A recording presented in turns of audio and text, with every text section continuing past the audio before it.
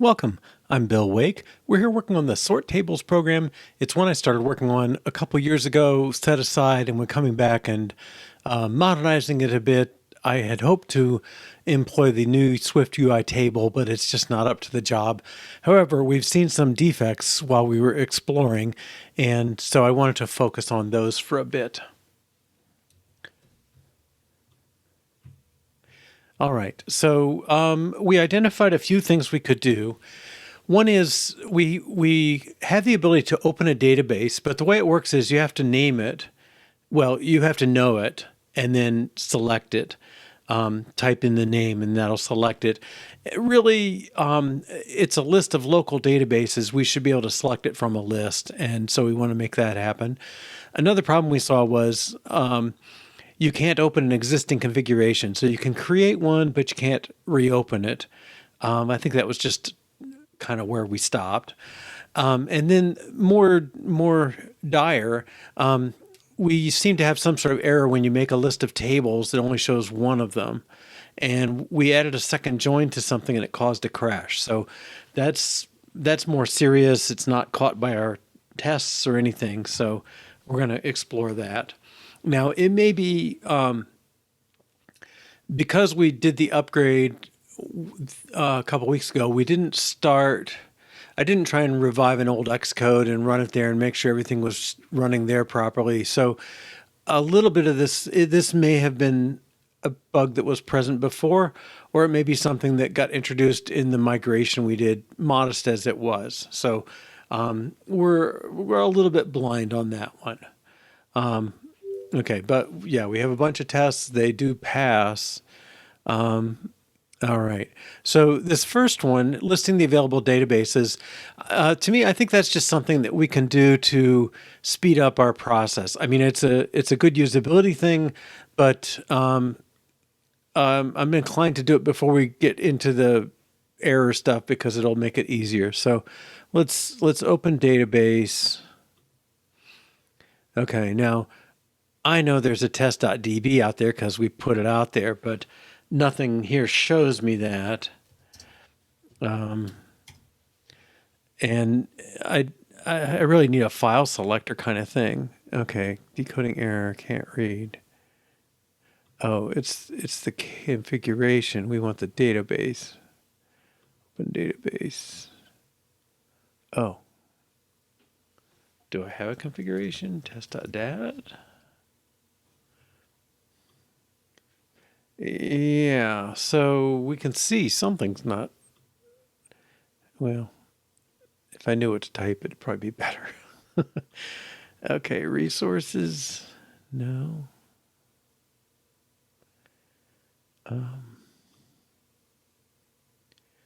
Well, I don't know where that's coming from.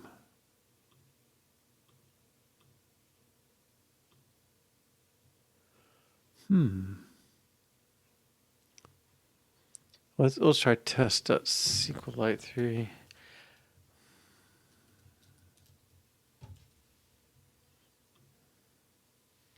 File not found. Okay. I think let's do a run. I think we put a message out that tells where that disk file is in the simulator. Yeah.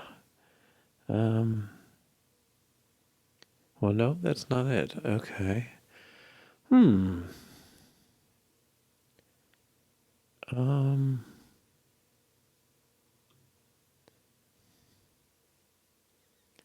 test, not frameworks. Is it something here? Pods? No.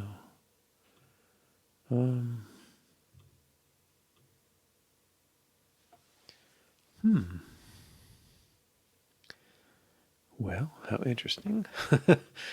Let's look for print.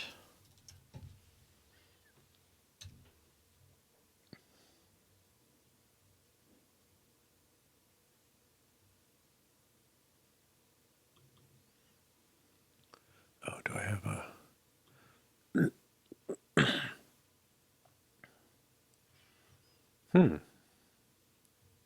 Oh, there it is. Okay. Yeah, so if we take this, Um,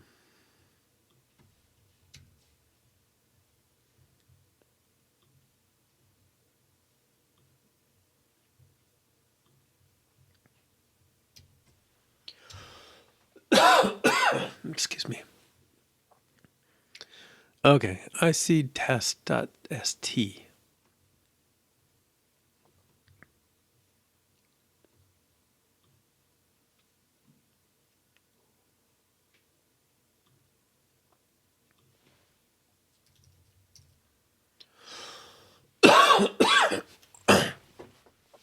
Oh, excuse me. All right.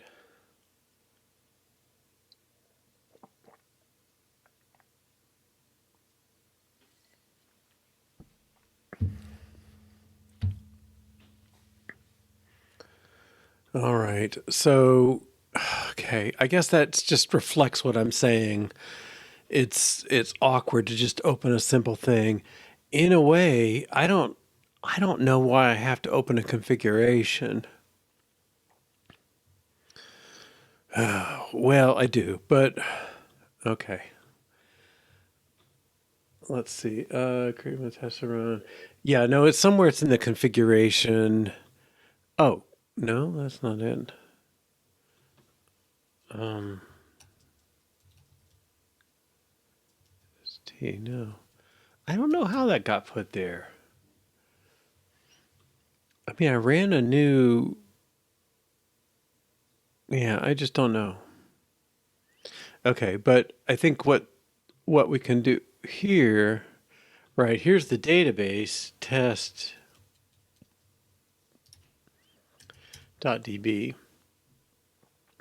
Okay.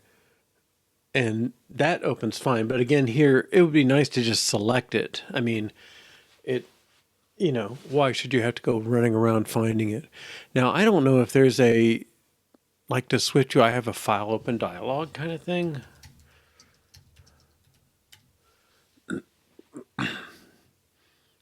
File picker? Yeah.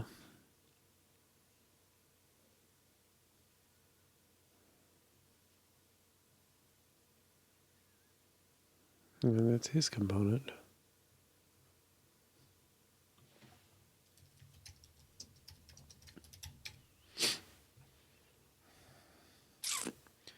Implement your own. No.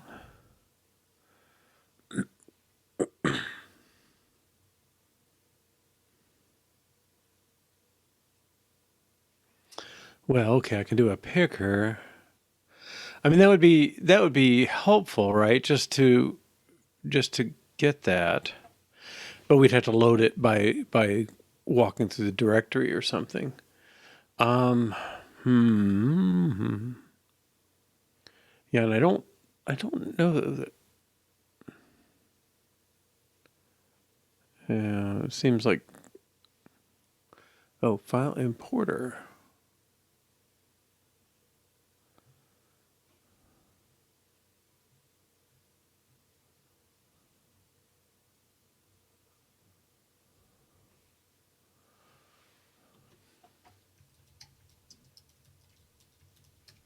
I think that may be something they do. Oh, no, it's real. Okay.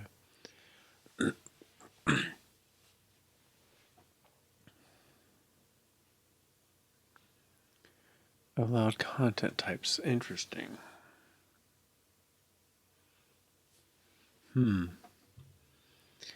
I don't know what. Like, does SQLite 3 have a UTTI? UT type.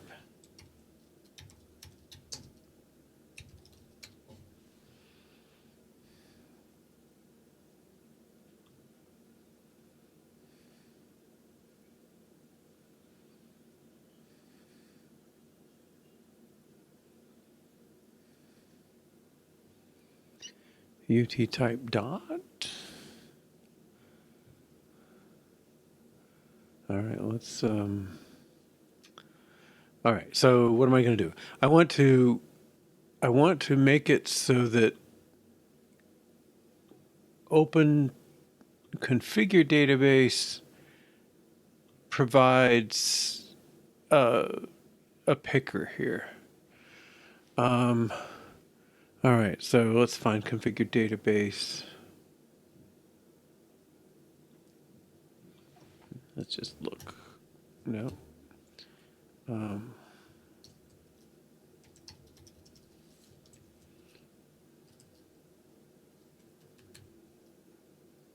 Oh, okay. That would be.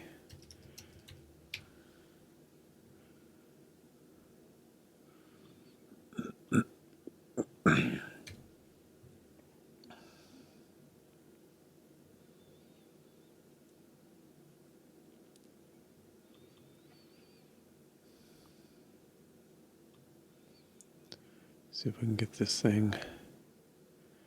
Navigation title bar configure database. Okay, I think that's what we're at.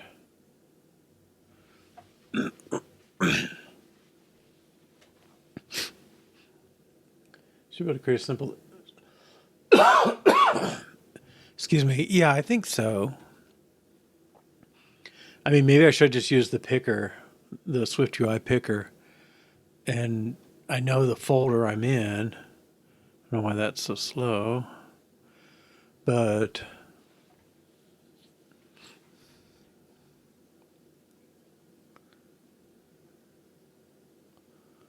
okay, database.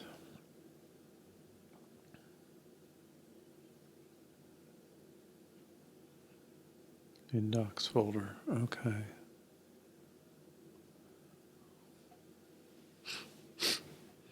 Well, these seem different.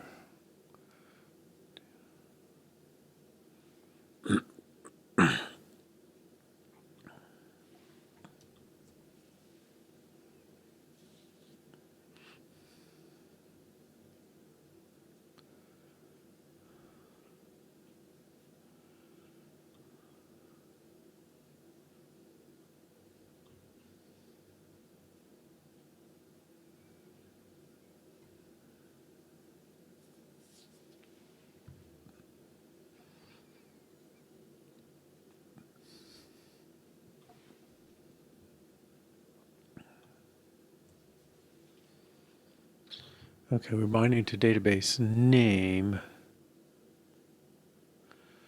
All right, so I think what should happen?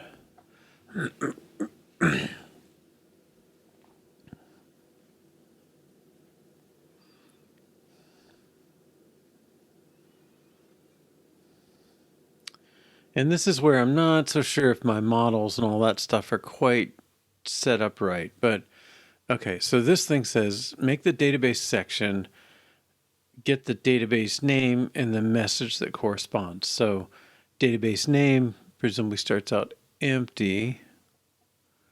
Dollar database name. Okay, so that's the view model. All right. So database configured. All right, that's what gets written out.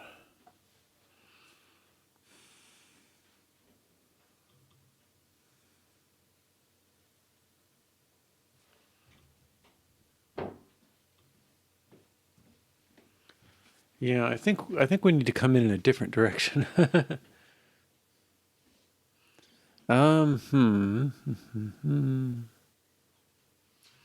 I mean, I think really what should happen is this presents a selector.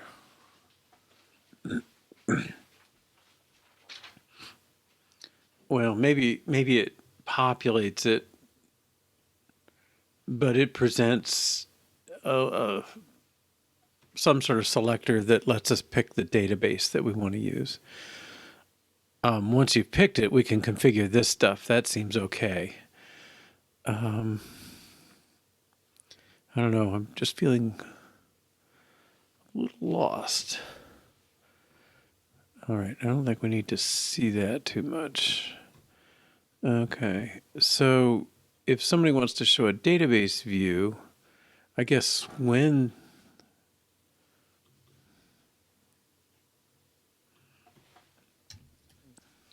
want up here,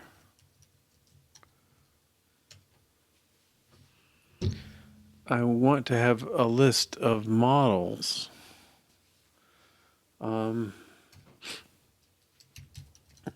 Let's start with state. Private var databases equals of list of string equals empty. I guess I should probably write that.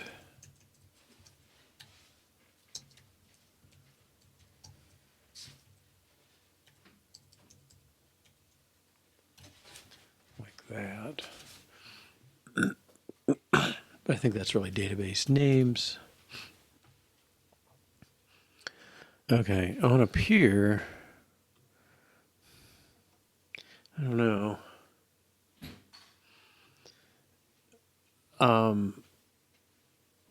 I want to go to, let's say, database names equals database finder dot available.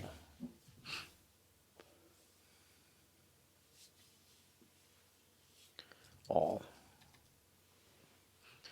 Okay, I'm making that up. All right, I'll put him here for now.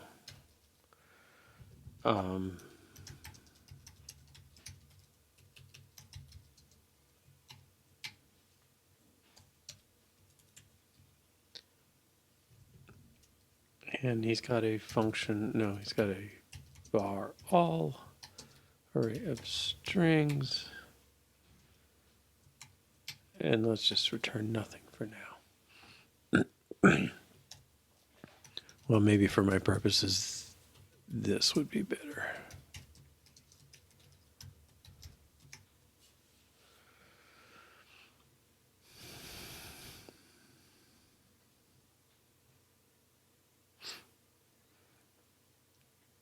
Okay, so we'll create this, and then in here,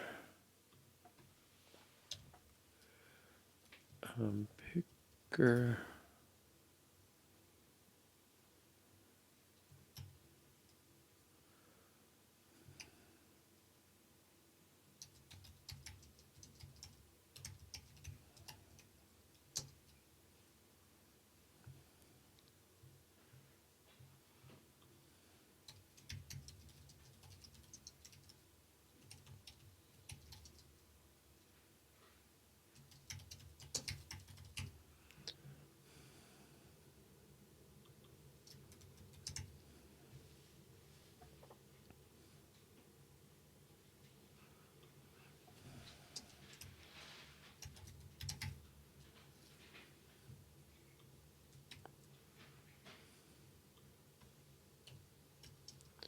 Current and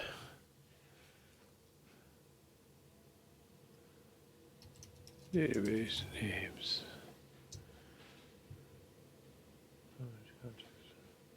Well, that might be a good way to do it too.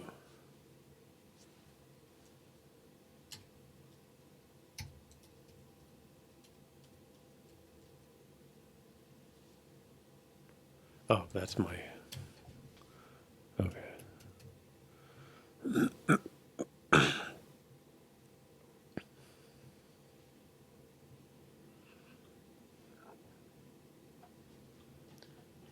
Let's go look at this thing. Whoops. I think it's faster to do this.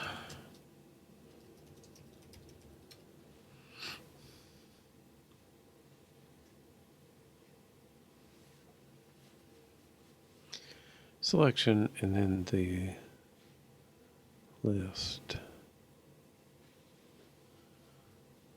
Oh, we have to do that, huh?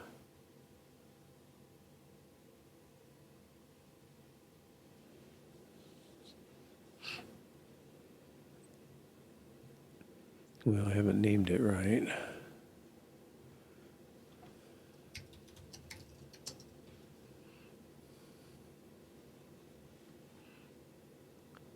Okay, so I did bind selection, local key,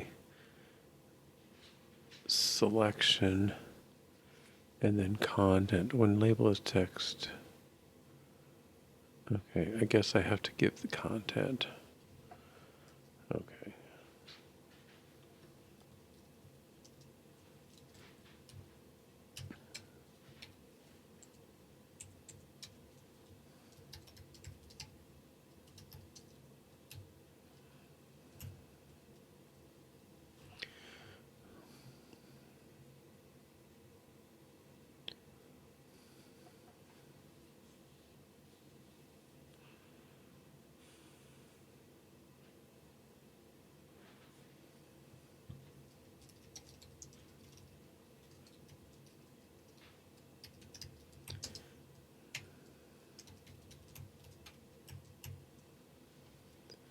Okay. I think he's behind. All right. How does the database get to that folder? Yeah, I'm going to have to figure that out. I don't know if I thought at one point I had configured this. I thought I had just put this folder and was copying that folder out, but it appears something else is going on. These are all code. So yeah, I got to figure out how that database got there. I remember being surprised the other day that it was there when we looked. So, all right, I think I can. Let me run this and see if this does what I think so far. I've hard-coded a couple database names. I'm hoping they show up in the list because they got picked up down here. And that's going to use that contents of directory that you mentioned. Okay, so if I go to database, configure database. Oh, okay. This is promising. Okay. Yeah, so I think if I make that look in the folder it should look in, then these things will be there. Okay, so let's make sure this is. I want to make sure it's localized or whatever we're doing.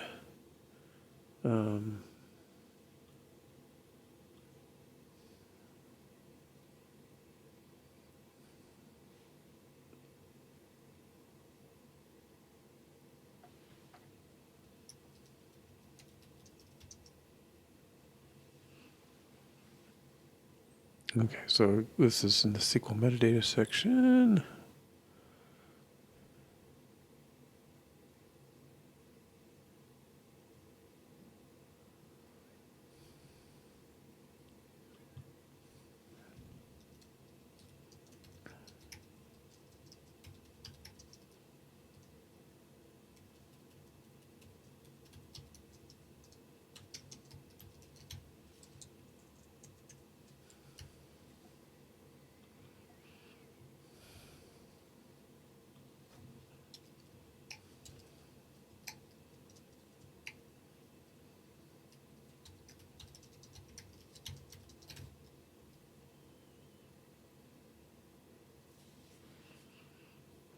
It might be a little wordy.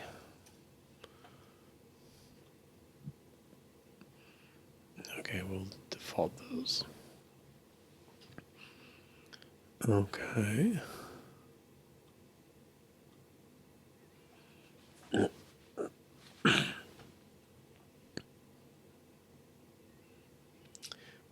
Probably I could just say database and be okay with it, but all right. Okay, so yeah, we got to get to that local path. We have it somewhere, and I think I could probably put it in the environment. All right. So, so I think what we need to do.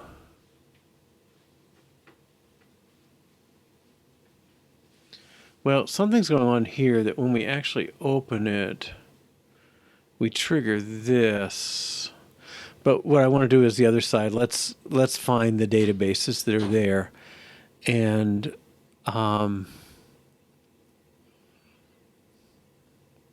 that goes down here, this thing that we put together up here. Okay. I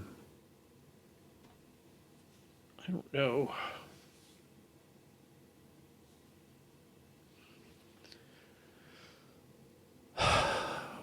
Where that path comes from. Oh, it's the debug thing.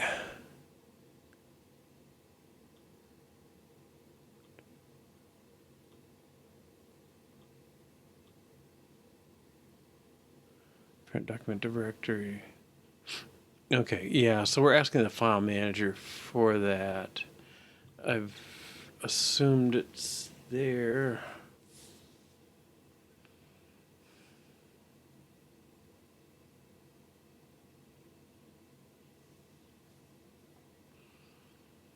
I don't know. I feel like I'm being lazy in a way that's going to bite me. So, I mean, this thing is just saying the default document directory is what we're going to use for this, but somebody's using this value. Maybe I can find it again. Well, let's just look for this. Okay, table controller, SQL.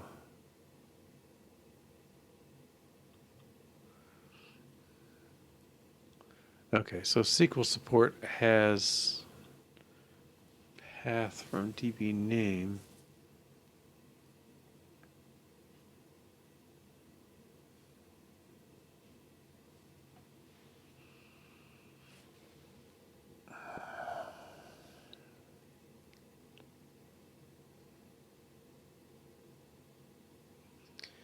All right, so I think I can extract this part. True dot first is document path. Yeah. Let's take this part. No, he's not going to do that for me. Okay. Let's make static function database path. Okay. Well, it's not even a function really. It's a var. Returns of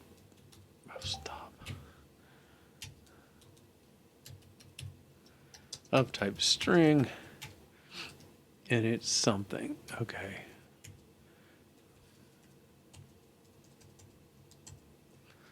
We're just going to return this path.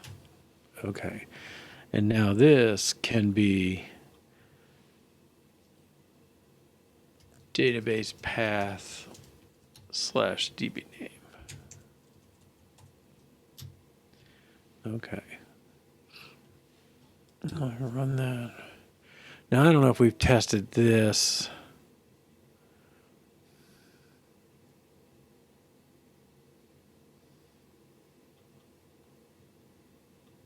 Okay, that's fine. All right, but open configure database. Okay, let's go to open configuration.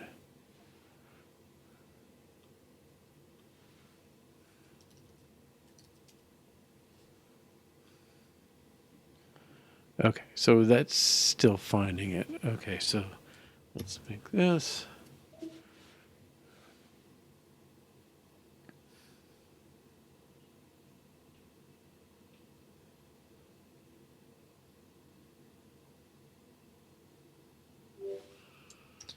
All right, and we add picker to database config dialog, and we extract method for database path.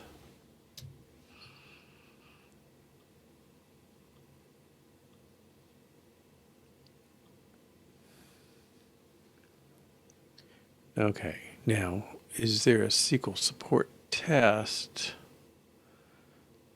I don't know. There's a keystroke that's supposed to get me around there, though, right? Let's see, is it? No. Navigate. Next area. Next counterpart. Yeah. Control, Command, up arrow. Or Shift. What was it?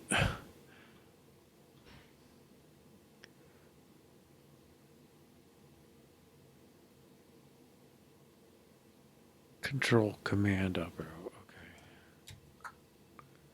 Right, so apparently there's no SQL support tests.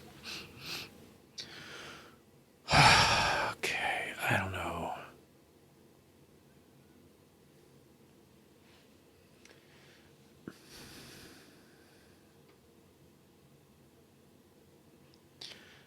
I guess I'm feeling like step by step I get pulled away from the test-driven side of things with these, and I don't know, but SQL support.database path seems like a good thing to have. All right. Now, if you had it, this thing should be able to go there, and that was that contents of directory.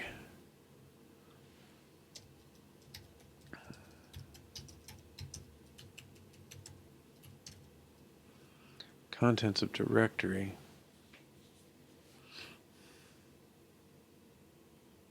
Properties for keys. Now, let's see what we got.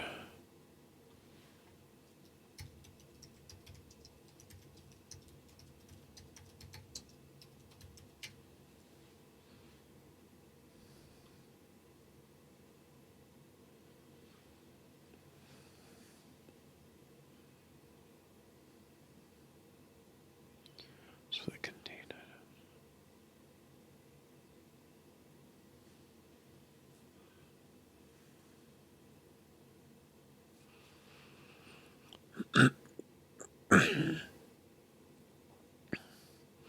Well, I guess that was also my UT type dot thing.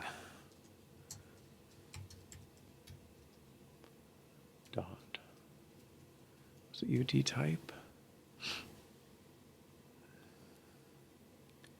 UT type dot.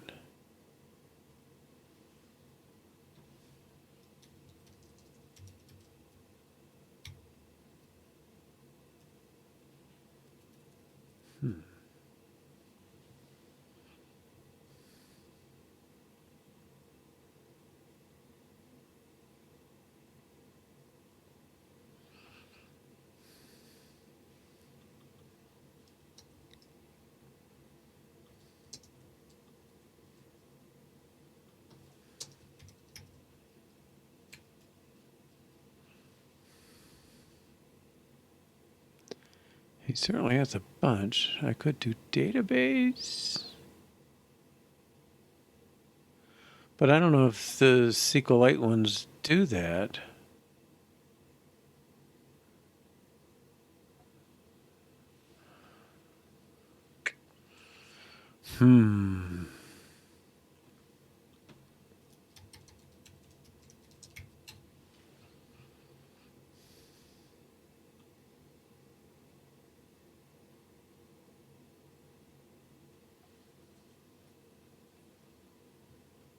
I'm not sure what you can do with that. It sounds generic.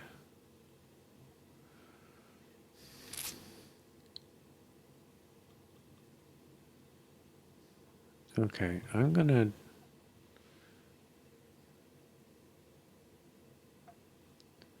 Yeah. Manager.contents.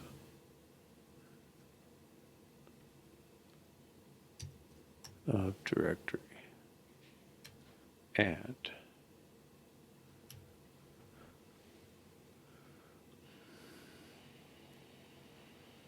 Add path, including properties for keys.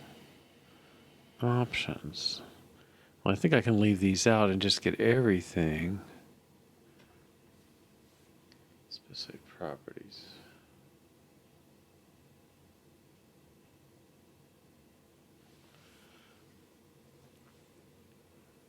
Prefetched. I guess I don't care what the properties are. Skips hidden files. Well, that seems reasonable.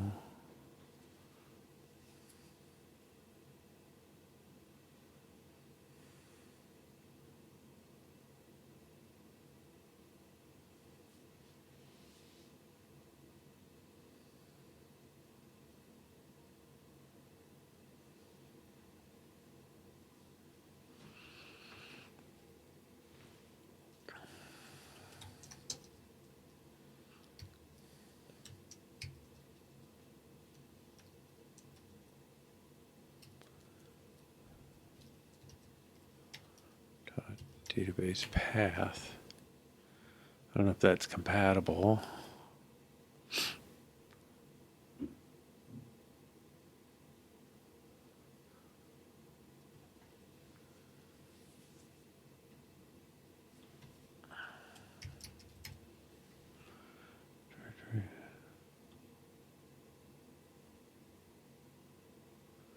At path.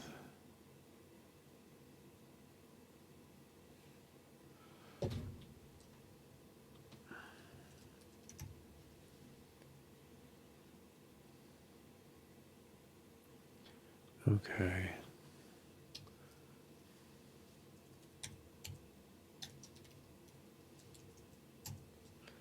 I'm kind of just exploring here, I guess. Let's just print these, see what things look like. Oh, he's still not happy. Oh,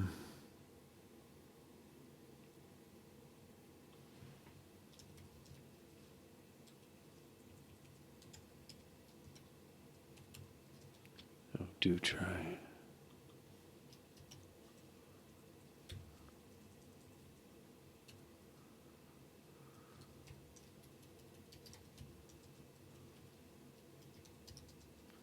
Is that?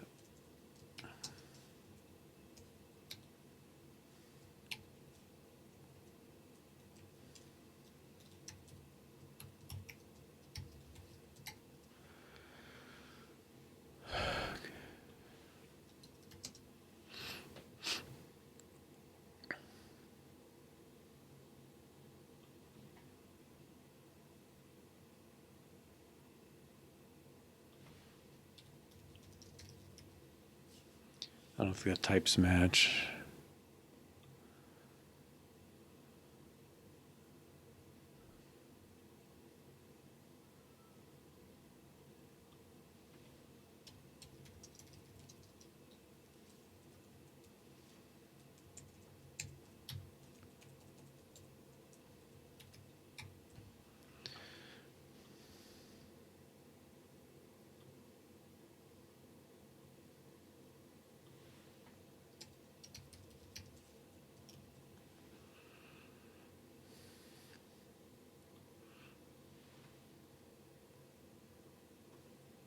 Yeah, yeah, we'll just loop through. I guess I can look for like DB and SQLite 3. Picker the selection. Nil is invalid. No,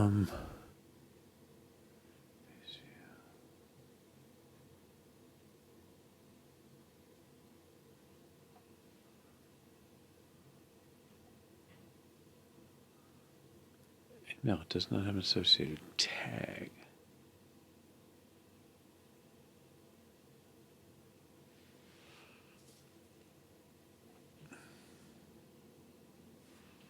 No, is that a runtime error?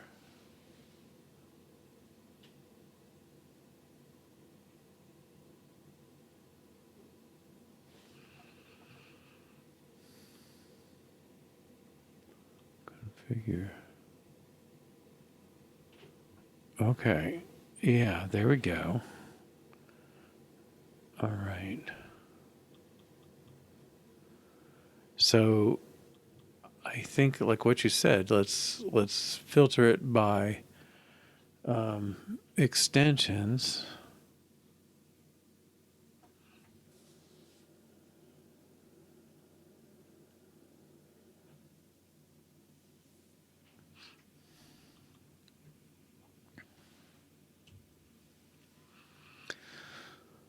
Okay.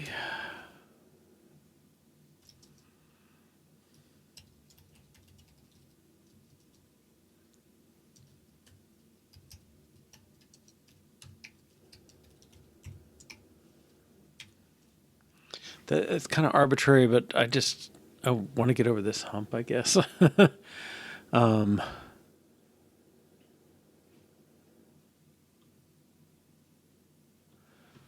and then result equals result dot map. No, filter.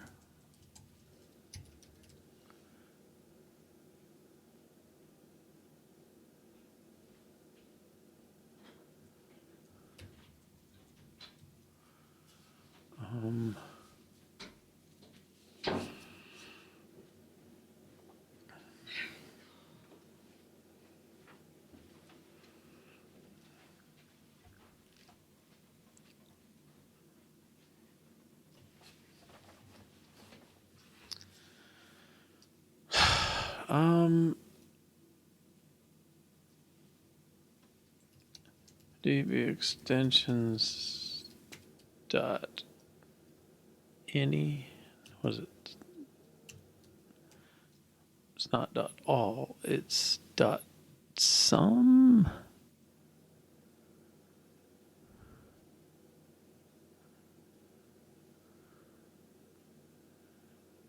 Or dot any.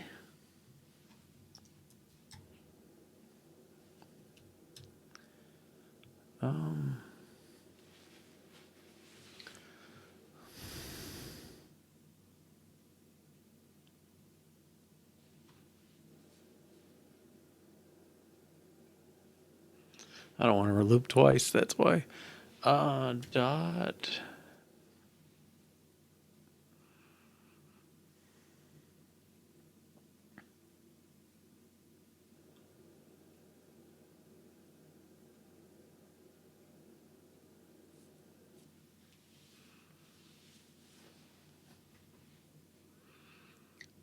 Contains where.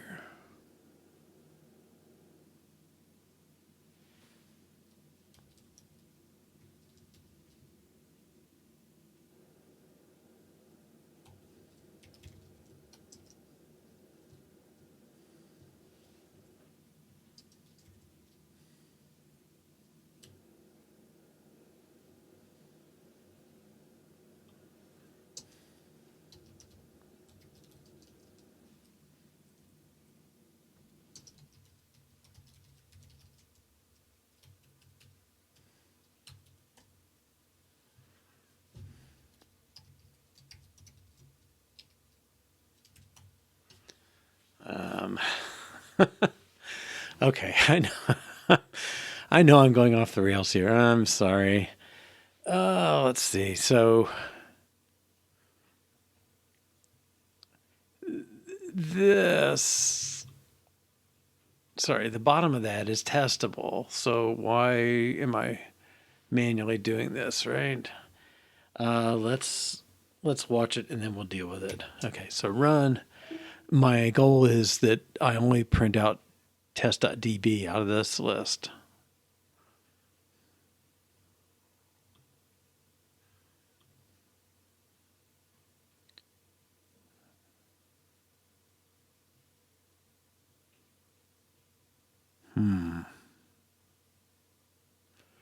Oh, I don't print my result anymore.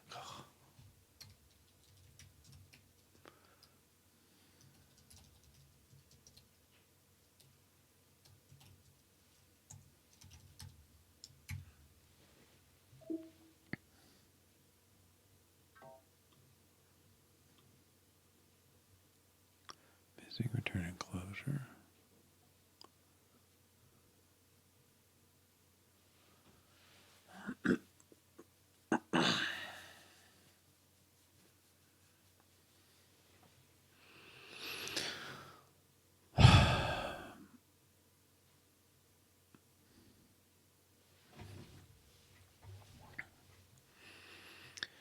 All right, let me let me switch gears a little bit. Let's get a test going for this thing and stop playing around with it. Database finder. So that's probably in here.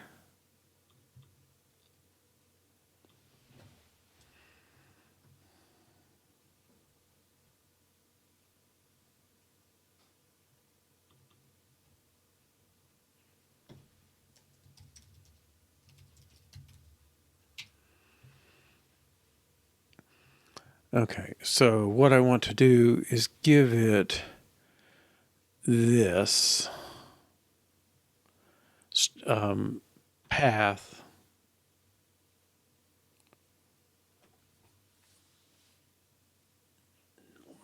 I'll give it the array of strings. Okay.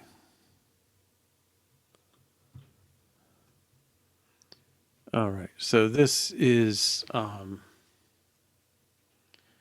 empty list when nothing has suffix. All right. All right, so let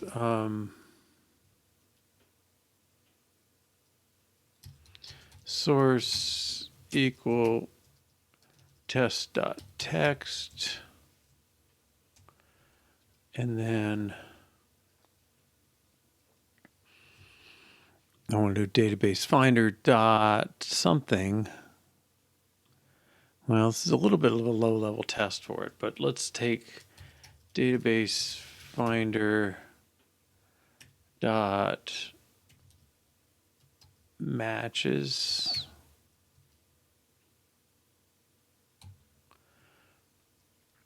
And I want to give it a list of names.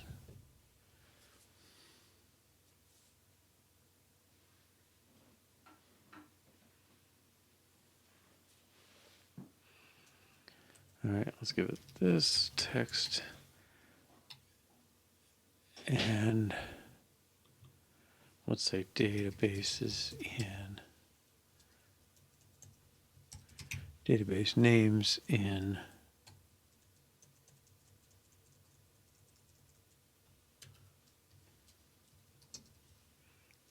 test.text, and then assert equal result empty list.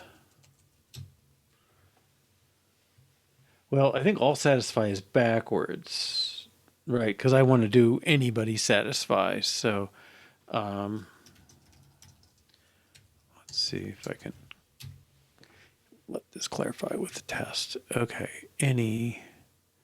well, this function doesn't exist, so it doesn't realize that it is an array of values. Okay, so database finder dot database names in. Okay, so this is function database names in list of string yields list of string. Now, I don't know if this should come in too.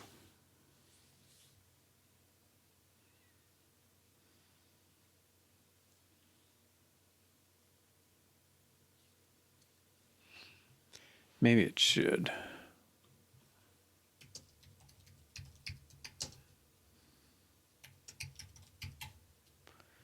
A lot of pieces here. Okay. Let's fix this test. We're looking for anybody who matches .db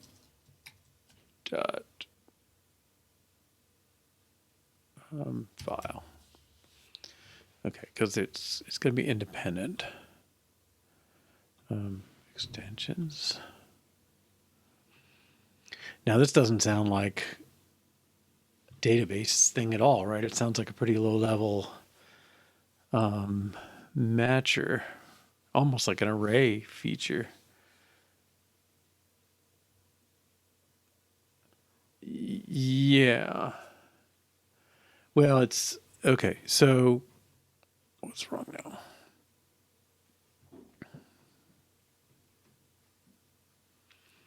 Instance member database names. Oh, have I duplicated that? Oh, I haven't returned anything. Okay, return empty. Well, let's just return something. Food.bar. Okay. Instance member database names. Oh, I made him static. I guess I don't need to.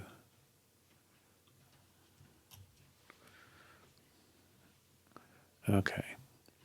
So this test should fail.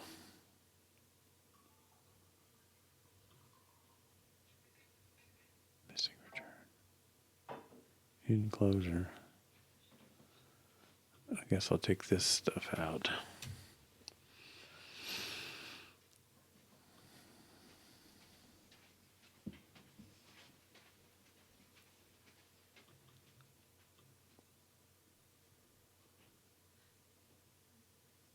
What am I? This to that. Consecutive declarations. Do get too much?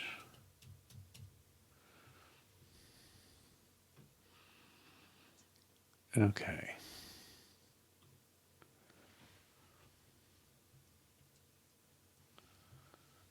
That's not it. Yeah, thank you.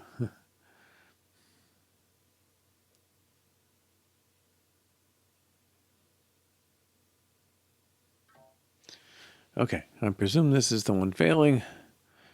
Okay, gets food.bar. All right.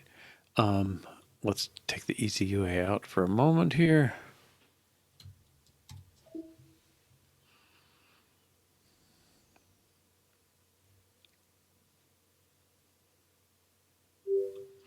Okay.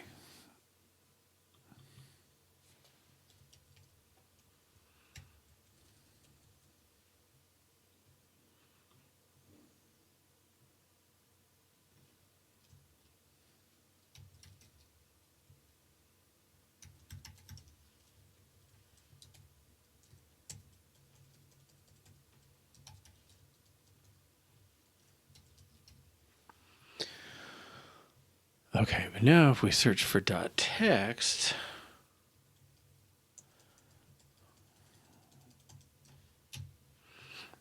then I want to get test.text back.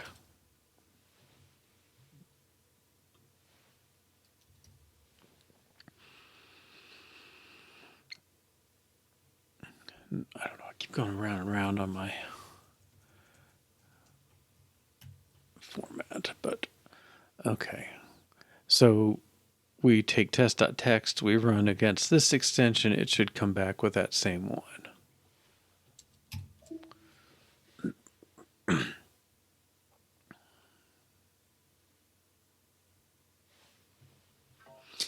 Good. All right. So now what I was trying to do before, I've got my list of database names. So somehow I have to take my in list. In. Is that a bad name?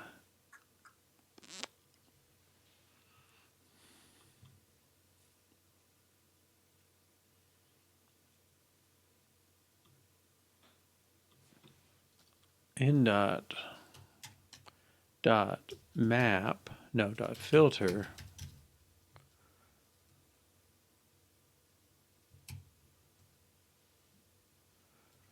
Yeah, I think that's a bad name.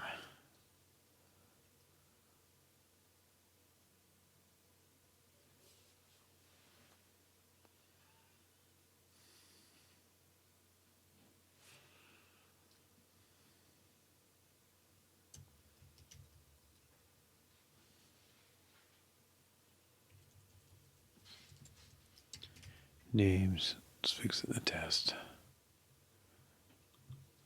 I think I'll get a better name eventually too.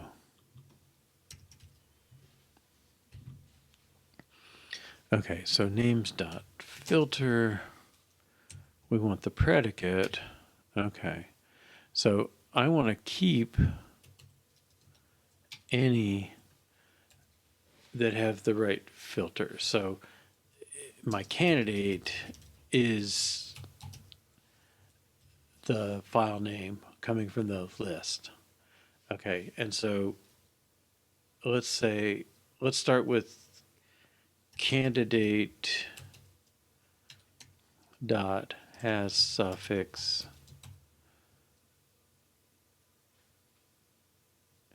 extensions sub 0. Okay, that'll start us.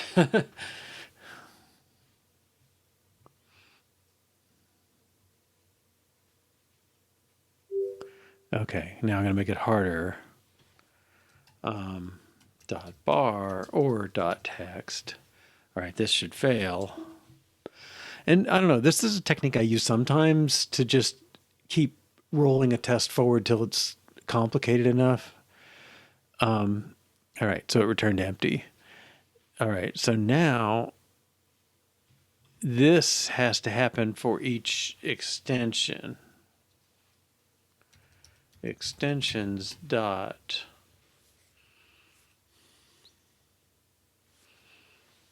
contains where. Okay. Contains, and because this is what it is, I think we could just do this. I don't know, it may be too clever. Contains extension in, and this should be extension now. Okay, so we're doing this double loop, which is why it looks so awkward. Run through each candidate, each name, and find out if one of the extensions is a suffix of it. If it is, then we've got a valid extension for these things. Okay. Now I think this is okay.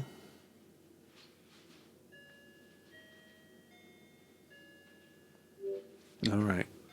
So I'm going to stretch the test a little further. Okay. I'm going to put some in that return and some that don't. Test.bar and well, let's add it in the middle.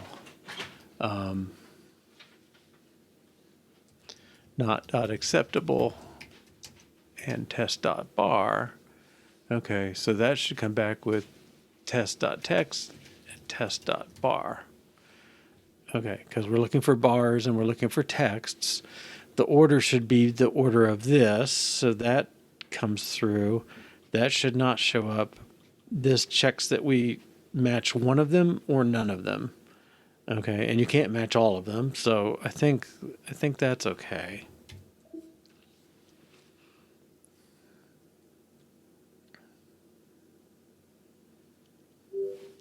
All right, so he wants a little bit of spacing there. All right, and then I think the next test, test empty list when given empty list names. Okay, so we'll say result equals database finder dot database names. Names is empty. Extensions text, and this should be empty. Oops.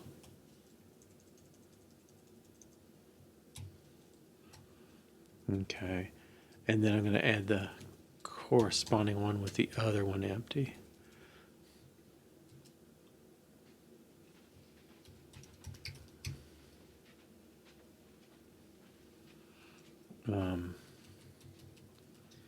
Empty list when given empty extensions.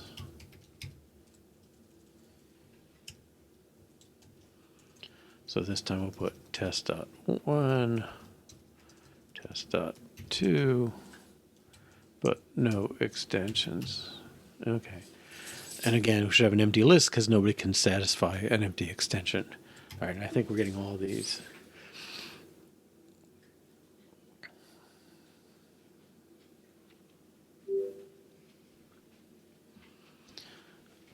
Okay. Now, this function, what he's doing has nothing to do with database anything at this point. It really is given an array of strings, return all the ones that have one of these extensions. Okay, so I think a better name for this then is well,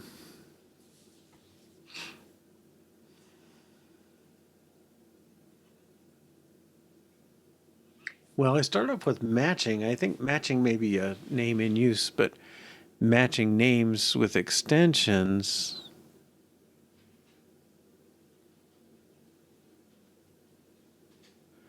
Or ending with. Let's try ending with.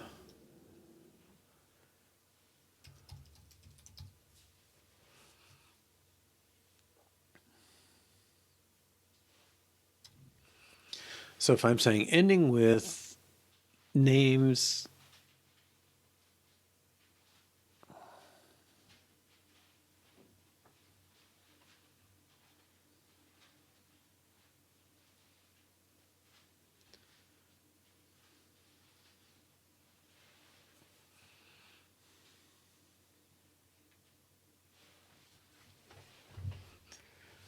specific extensions is empty. Yeah, I don't see why it would be, but I did add that test. I'm not sure if you asked that. Yeah, maybe would that make better sense? Ending with.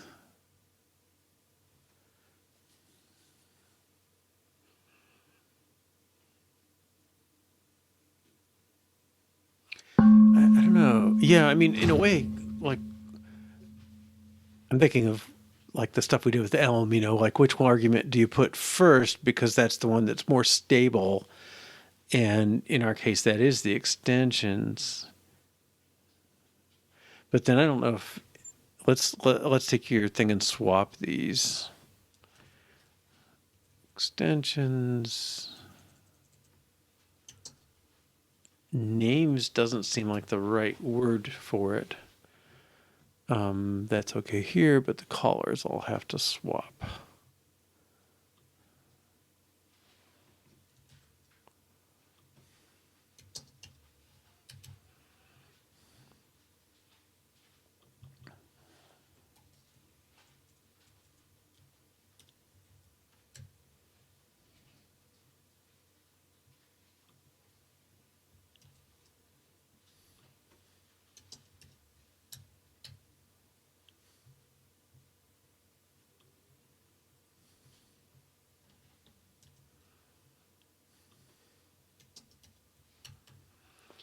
Okay, let's make sure that's still good.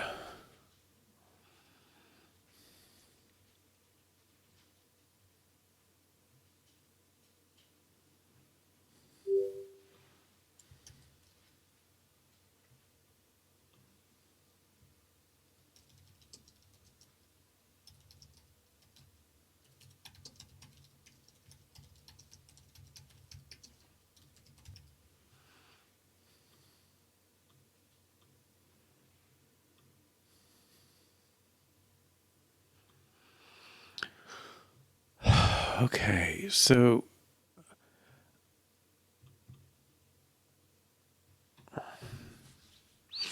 I think extensions, I think that sort of presumes the file usage. Really, this is more generic, right? Yeah, this should be an array extension. I think I'm going to say suffixes.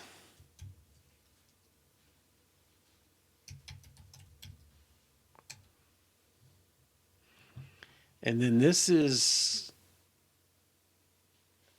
are names, but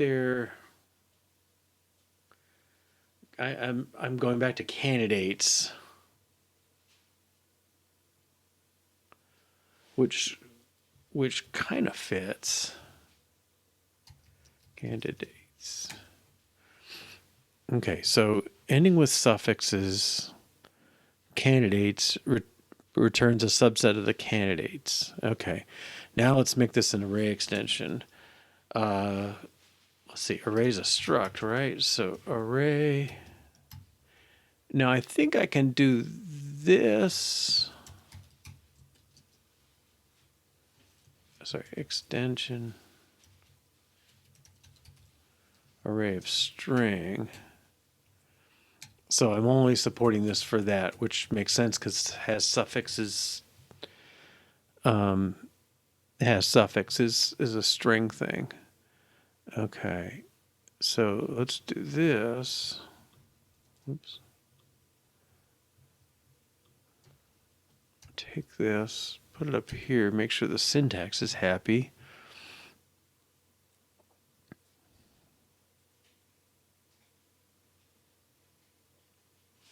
Okay. And now let's do candidates. Oh, is it the suffix? Which one should be the... No, now I'm going to go backwards. I think maybe your candidates dot ending matching some. Let's try that. Ending with some, matching some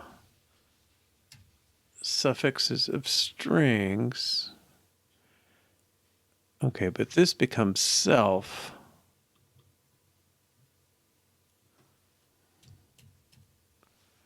Okay, so I'm going to take an array of strings,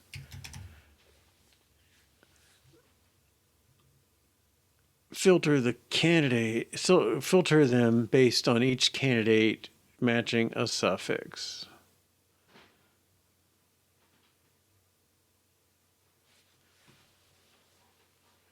Matching any, and then suffix.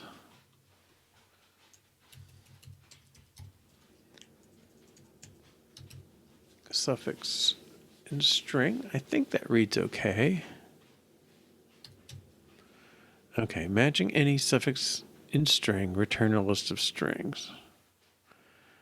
Okay, and now here, this becomes candidate dot matching any suffixes. Okay, let's see if this works.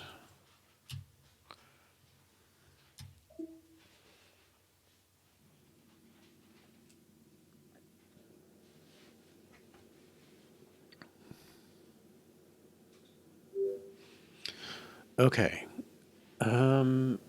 Yeah, this is coming. All right, so this extension, that makes sense to me. I think we have an array extension class somewhere already. But maybe we put it in this folder, I guess. So this is in database, right? Where's database? Is it database? Oh, there's view. Yeah, okay. Sometimes I call that support, but I think I'll just leave it at the top.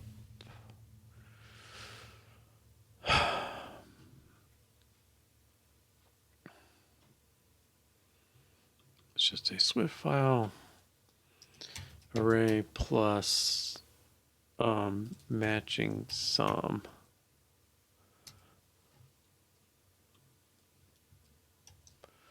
Okay, extension array matching any.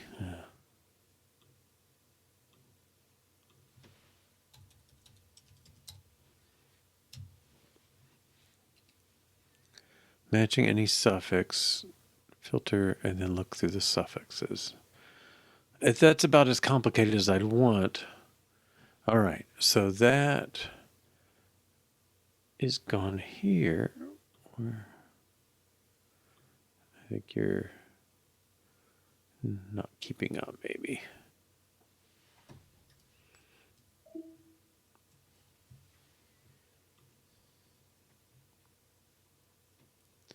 This extension is public, right? Do I do that? Okay. Prefer to use extension access modifiers. Okay. And then I think it tells me I don't want any of them. Yeah, thank you. And then now it's going to be confused, or was it just a catching up on the compiler thing? Yes, it was. Okay. Sorry, database view.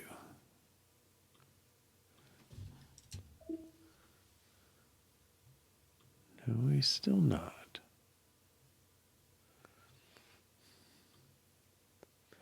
Value of type string has no member matching any.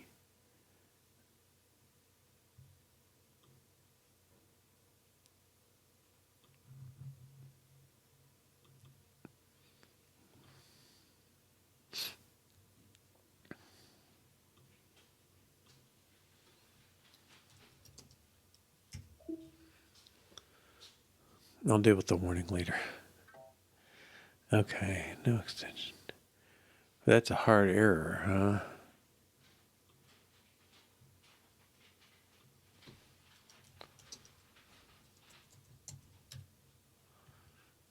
huh?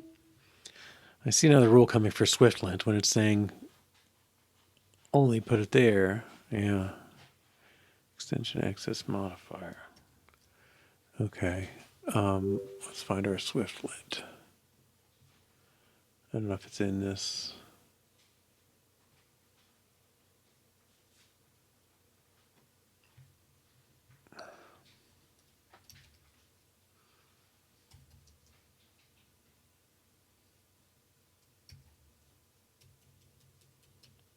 Where are we?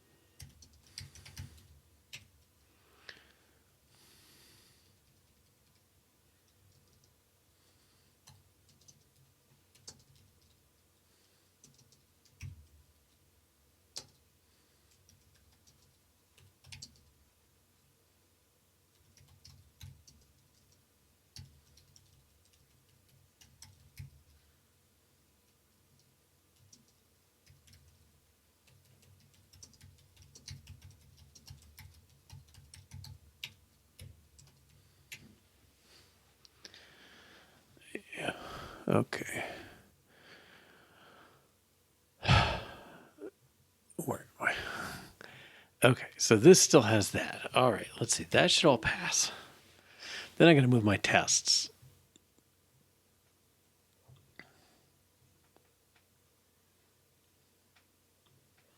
Because this is really an array. Array plus, whoops.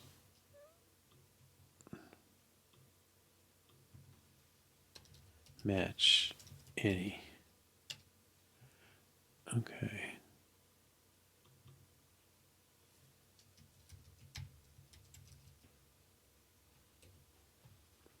Is duplicate. Okay. Array match any. Okay. So let's flip these. So the candidates go in. Database finder is not there. Match. Oh, come I think match any would be better. Suffix is this stuff, and the candidate goes away. Test.text matching any suffix from Debian file. That does read nicely. Okay, now this one.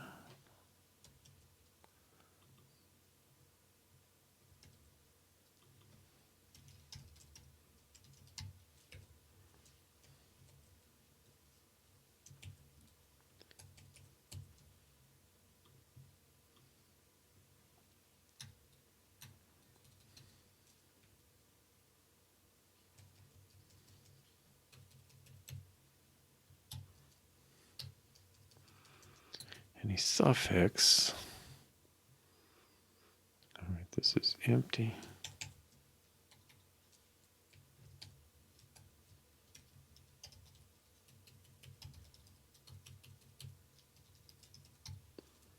Boy, you don't type for a week and that's it.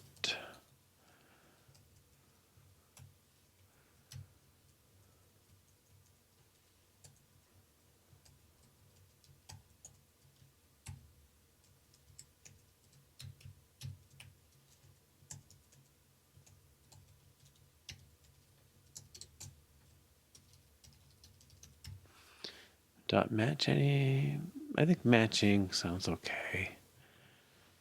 All right, what did I leave out?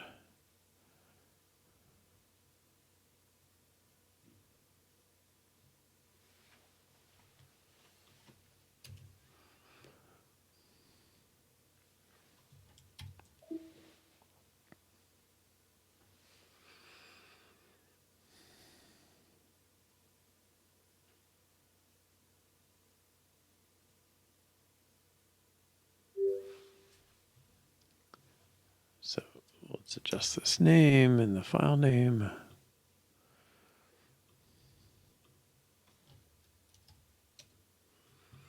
Okay, that looks good.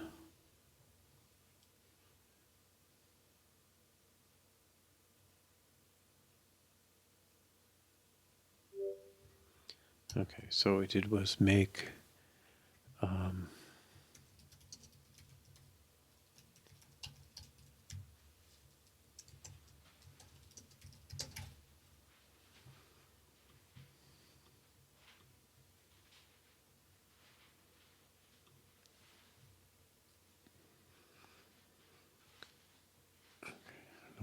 twice. Okay, so now ending with, I want to take this thing dot matching any suffixes in DB extensions.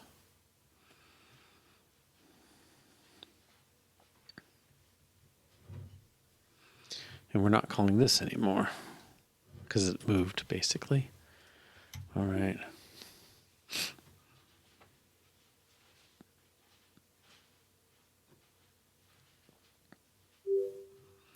Okay, and now, all right, let's run it, but we're closing in.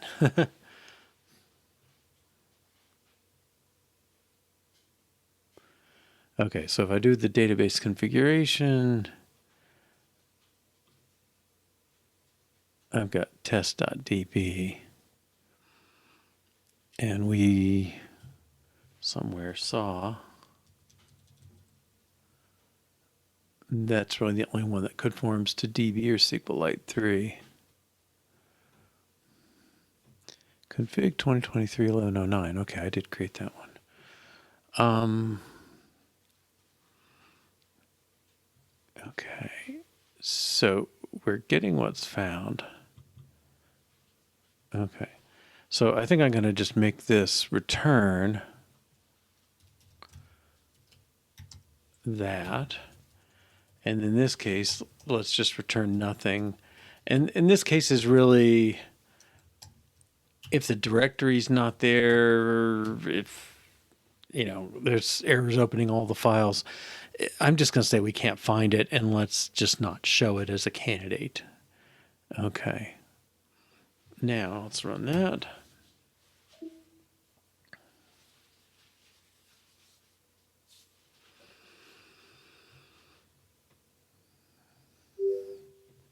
Oops, let's run it.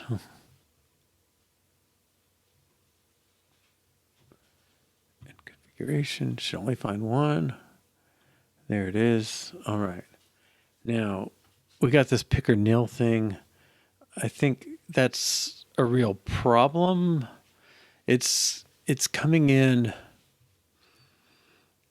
Well, it's this thing about the current string, I think. So the picker says, I want to select one of these, but it's not really one of them. So what does it do? I'm not sure how you handle that in general. Oh, sorry. There's a bigger problem. Oh yeah. If there's no directories and stuff, yeah. I mean, that directory is supposed to be created for you, and you don't do anything to it. So if it's messed up, somebody really messed up. Okay. So I think there's something. I assume this picker is complaining because nil does not match the current selection, or does not match one of these. I don't know this solution, so we'll have to do a little research. But I think it's a good time for a break. We made some progress. Let's check this in. Yeah. So use array dot ending with to find candidate databases.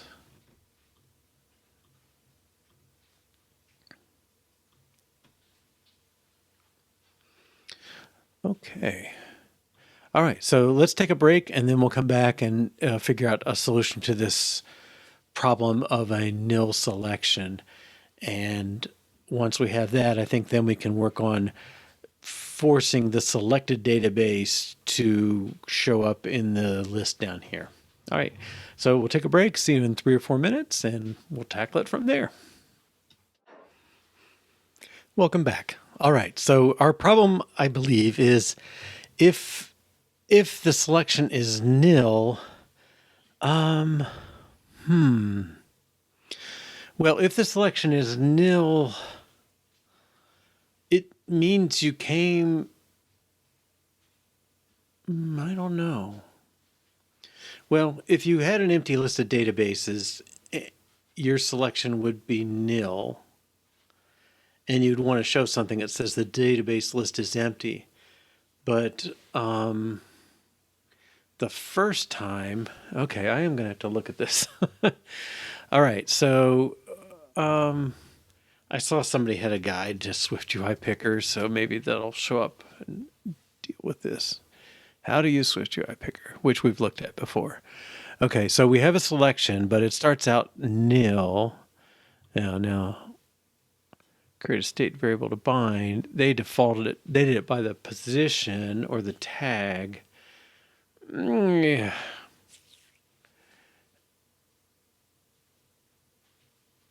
Okay, you must create with for each. Selecting an index.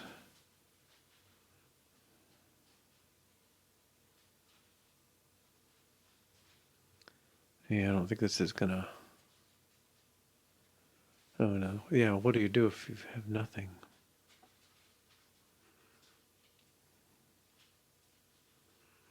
He keeps hard coding it to the first one. Whoops, I lost Paul Hudson. All right, picker. Select a color. He's also hard coding a starting point. Okay. How to create a date picker.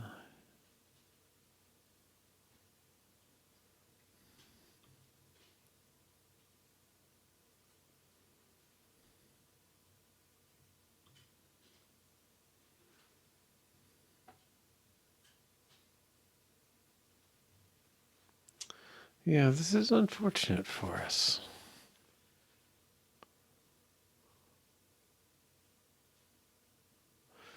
Well, okay.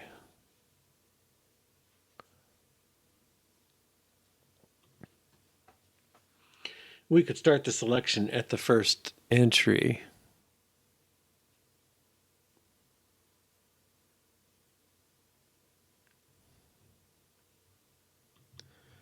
Right. And then only show it if database names has empty. Yeah, so I think what we need to say, if database names dot is empty, we're going to have to show something else. Else, we're ready to show a picker, and probably the rest of this goes in the else too. But if it's empty, say no database is available. Okay. And I should do this again. SQL.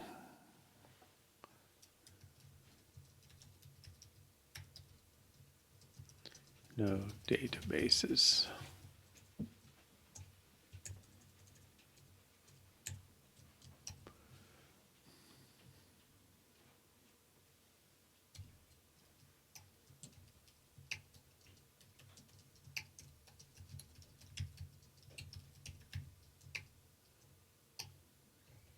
Okay.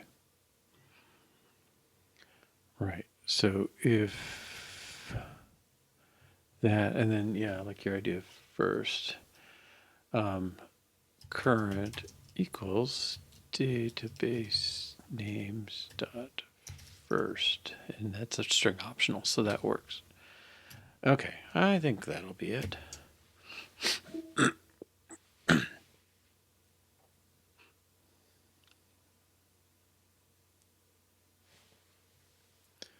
Okay, configure test.db, good. All right, now let's take out this. Okay, run it again. So nobody has these extensions, so it will trigger our other case. I'm doing a manual test of that, in other words. No database is available. Okay, so I think that's all right. I think that's a reasonable solution. Okay, so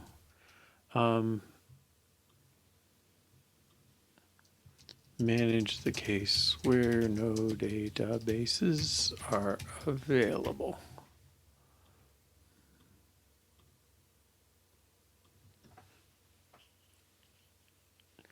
Okay.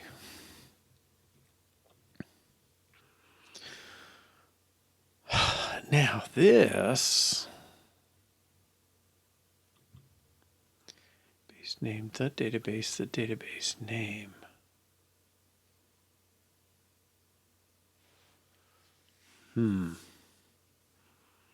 See, that came into us.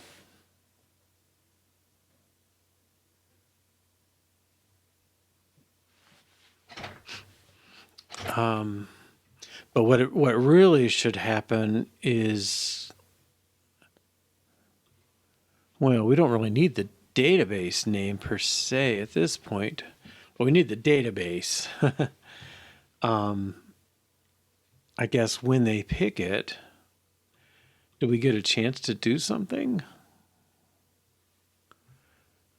I didn't notice that in those picker examples. Well, here's a good one. They're just forcing the value. I guess on change is our friend, maybe.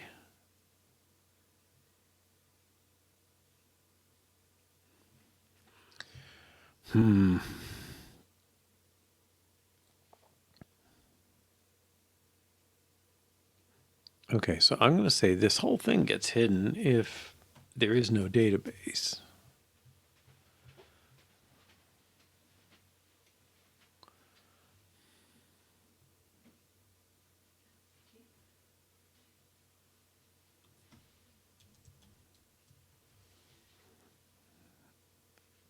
Let's make sure these are lined up. Navigation view style, bar title on the inside,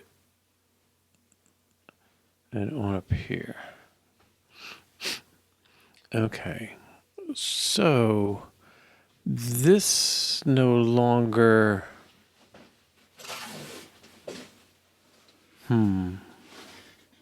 let's do test.dv. This not found thing is not relevant anymore because we're only matching the ones that are there, so they can't. You're selecting, not typing. All right. So I kind of think this is gone, but then the database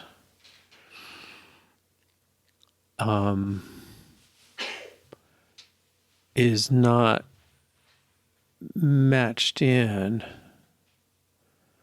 the database. See, where's he coming in from? Let's see who creates this. Database config controller, database view, table controller.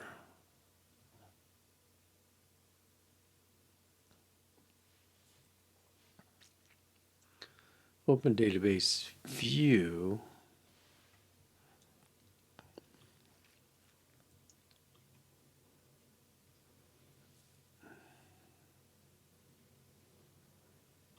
So he must establish what?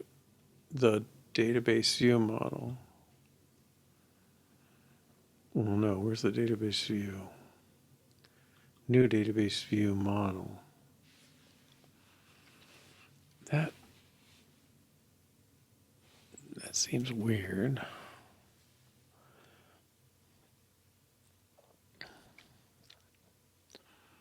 Okay, so database view model.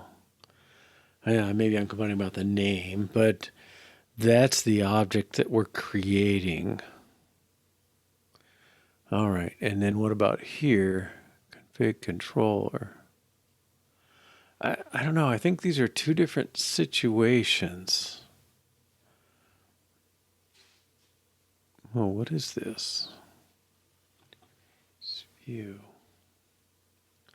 Okay, this is the thing that shows the database view in a UI kit thing, that UI hosting controller that lets the UI kit version hold a Swift UI version.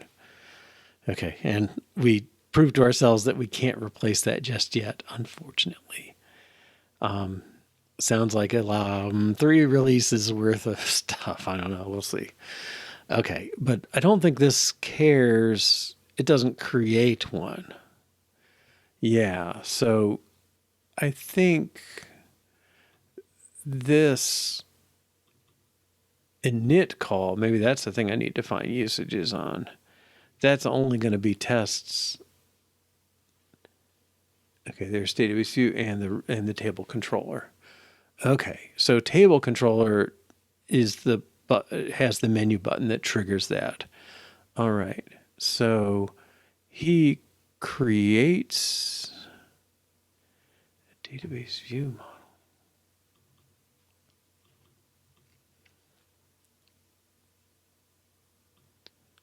Let's go back to the database view model.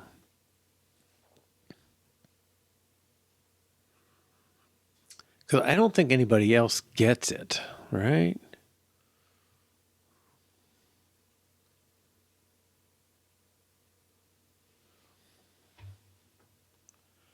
Oh, is that not true? See model, open database. Well, I think this is, all right, this is actually reading our configuration maybe and building up the table for it. You load the config, that opens the database. Yeah, so the configuration,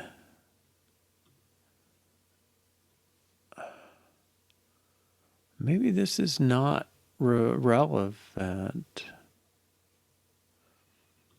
he opens a database view model, which seems like a good thing because that's got the active tables, joins, make the database name. That sounds funny, but add the tables.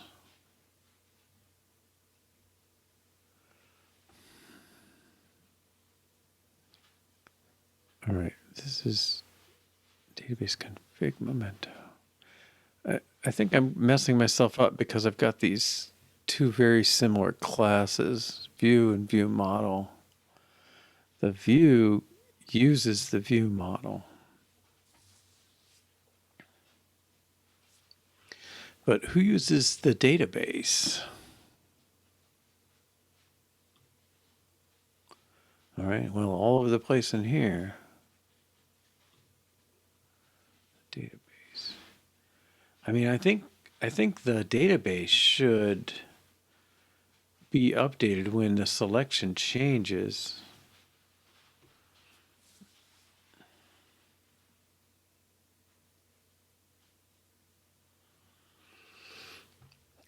So if this changes, then I think we should do what table controller did.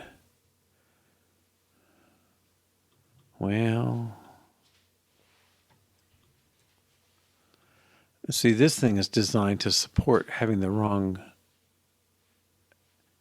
database name init. Oh, I'm getting confused. Oh, he has two inits. Okay. He can do this init with a null database, or this one with a configuration. All right, so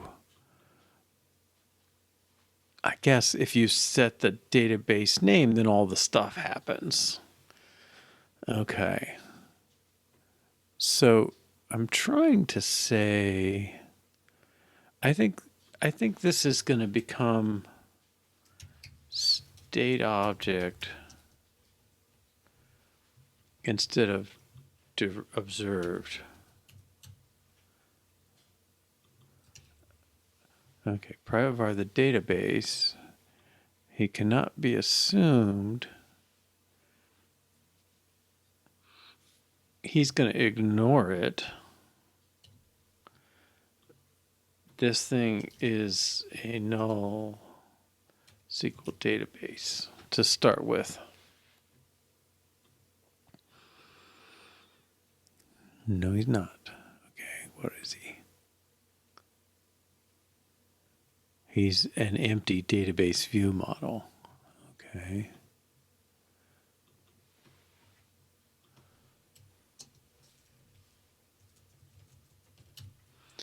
All right, so we're creating this thing as its own thing. We'll ignore this for now, but we'll delete it eventually. And then if on change of current. All right, now let me look up on change because we messed it up already once. Of perform. Okay. Use on change of initial or on change of initial. On change of initial. Initial.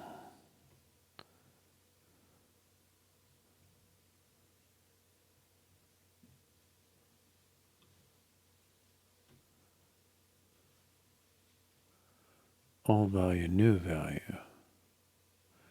Action escaping. Action. Nothing. Okay, so on change of current, we want to set database name equals current.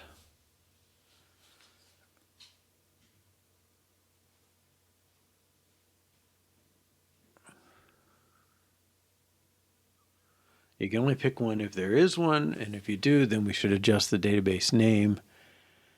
And this stuff should reflect my database scope, the database. Is he a var? Yes. Optional type string. Okay.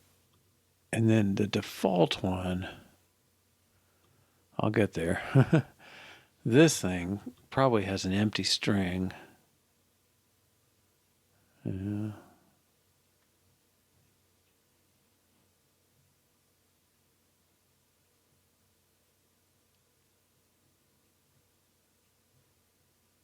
Oh, is it this thing?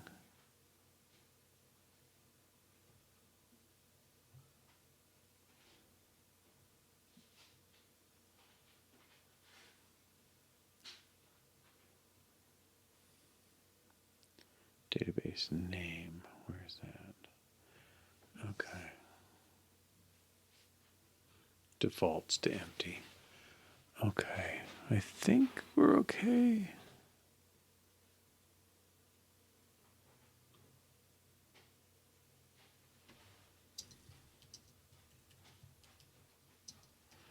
Okay, so if they change it, somehow change it to nil, we want just an empty string, which has been there. I think we do need a picker for the database configuration, and the other dialog should do that. All right, I think this should be okay. This convoluted, well, it's more of a time dependency. So you select the current, that changes this. Now we go back and update the database name, which forces all the tables and joins and all that stuff to go do its thing. And then they're all displayed here. Okay, so I think this is on track. But I don't have a good test approach for it. All right. Configure database.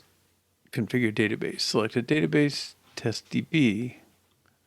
Oh, why are we not getting anything?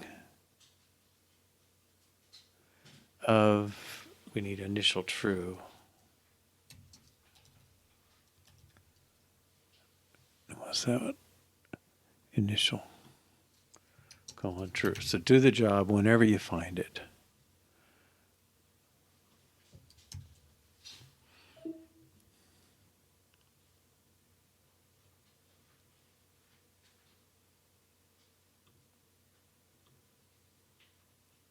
Okay. This dialogue, I think, can be better, but it's doing the right thing. It's got a table there. It's got a class. Now, I don't know why it starts with one, unless we've just used it before. Selectional optional test DB does not have an associated tag. Well, let's tag them with themselves.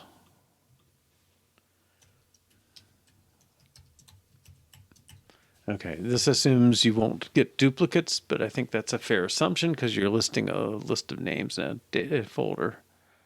Okay. I don't know what this is. It doesn't sound like us. 88 image slot.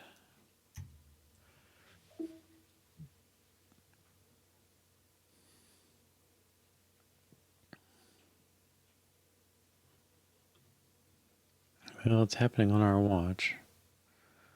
Oh, I'm really getting wild now. Optional test DB is invalid.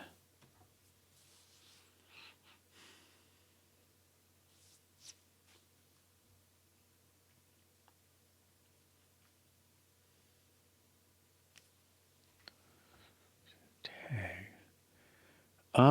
Maybe this optional thing is not so good. Let's start off with this. Take out the optional.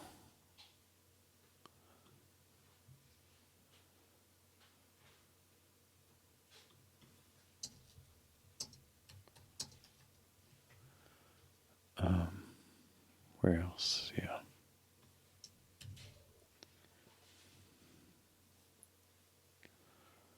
Okay, because I think I'm getting tag optional instead of tag the string.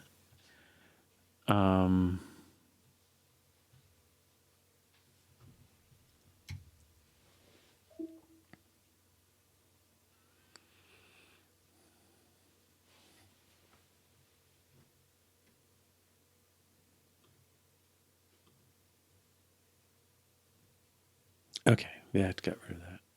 Good. All right. So that has come out. All right. So we are actively configuring.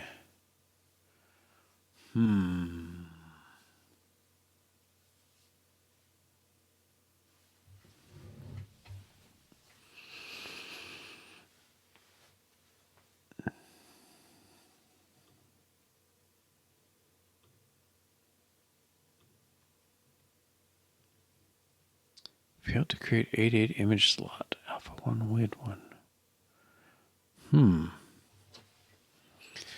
I don't know what that means. Okay, but this, I think we're in a better place here. This is finding the value. It matches up to the tag. If you've selected it implicitly or explicitly, it updates the database to its current setting.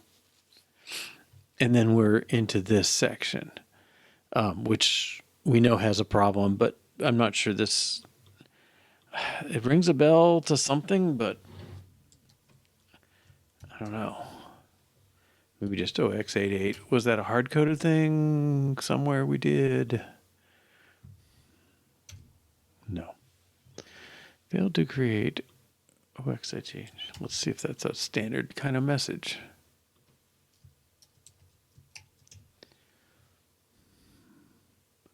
Yeah.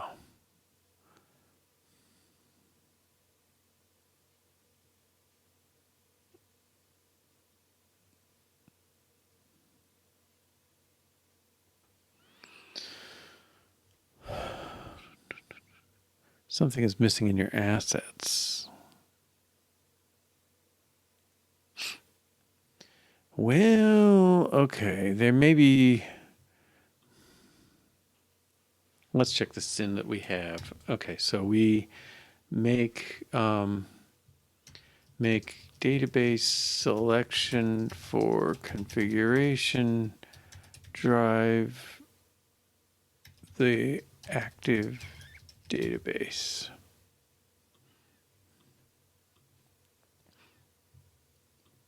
Okay, and I think we should touch up our to-do as well. Okay, list the available data. Okay, so this is in configuration rather than type in a name. Okay, I think we have done that. All right.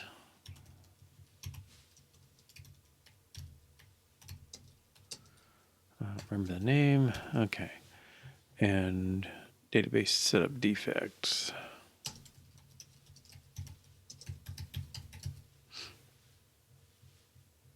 Yeah, other people had the same error.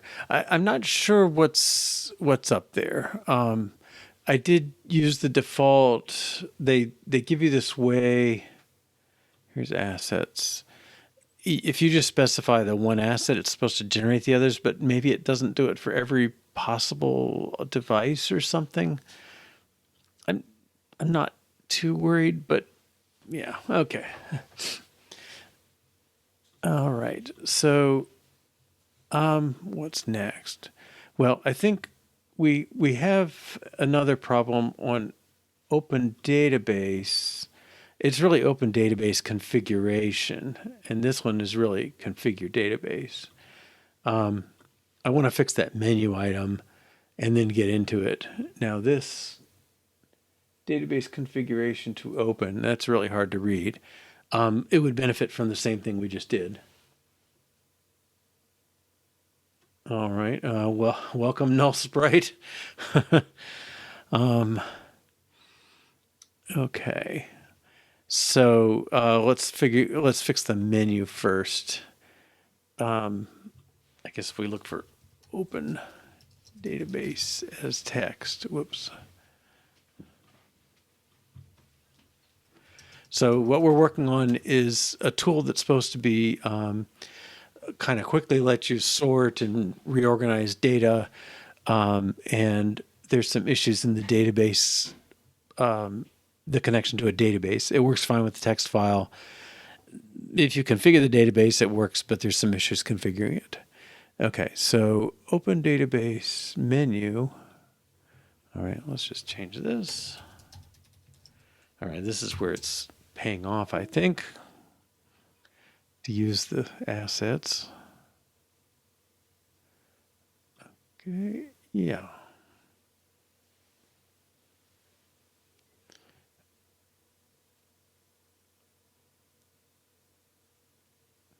Configure open database configuration. I don't know. I'm not totally convinced by what's going on here. Result. Result is never used, so let's clean that out. All right, so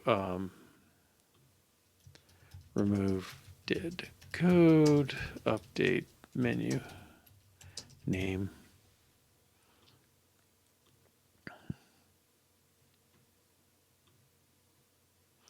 I think there's something in this, I don't know, the model, configure the database, open the database configuration.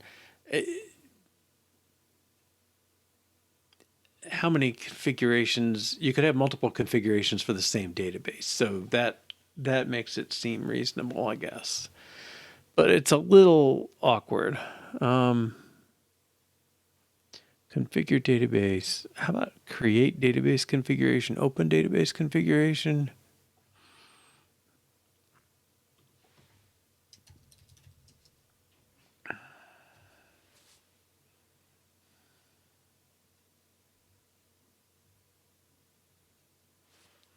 I don't know, a little bit of a long syllable. Oops.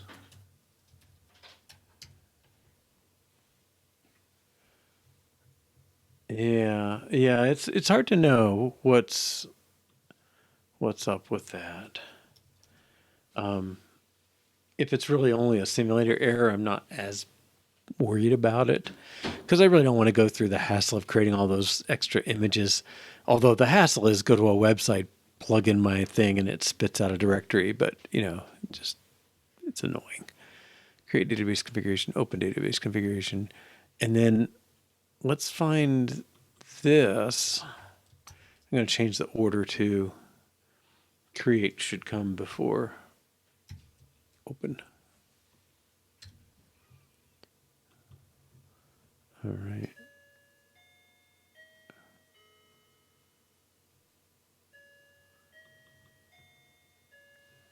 And that looks like a candidate for improvement as well. Okay, configure database, open database. All right. Let's run that. Whoops. No, you could, in principle, you could have one database and then multiple configs for it, or you could have separate databases, each with their one or more configurations. It really is. Let's see if I can. Meant to run it anyway, so I'll just use the test data. Let's see. So that's file. So this one is sort of the raw data from this registration application. Here's your name. You're taking this teacher for session 1, this instrument for session 1, this session name for session 1, same for 2, 3, and 4. You could imagine if there may be things you want to do where you treat each one as its own row. So you might like to have a row, Archer Lou, instructor 1, class 1, Archer Lou, class 2, 3, 4, would give you some more flexibility in how you manage some of these things. that might be a separate configuration that, for some queries you want to make, it makes more sense to treat each class as its own thing. Other queries it might make more sense to treat each registration as its own thing. And so to let you do both those, it uses separate configurations. Now, I could see having a default configuration that's just like, give me everything, but I don't know, it's kind of hard to say like what if you have multiple tables, how do they relate and stuff like that. So the configure database is supposed to let you kind of make view, basically it's kind of like database views across a table or across a database, and then choose to show that. You could make an argument for just saying like, well, create a database view and be done with it and not have to configure. But even then, you could have multiple views, so you'd have to select a view. That'd be the configuration. Is the configuration knows the database? Yeah. View model.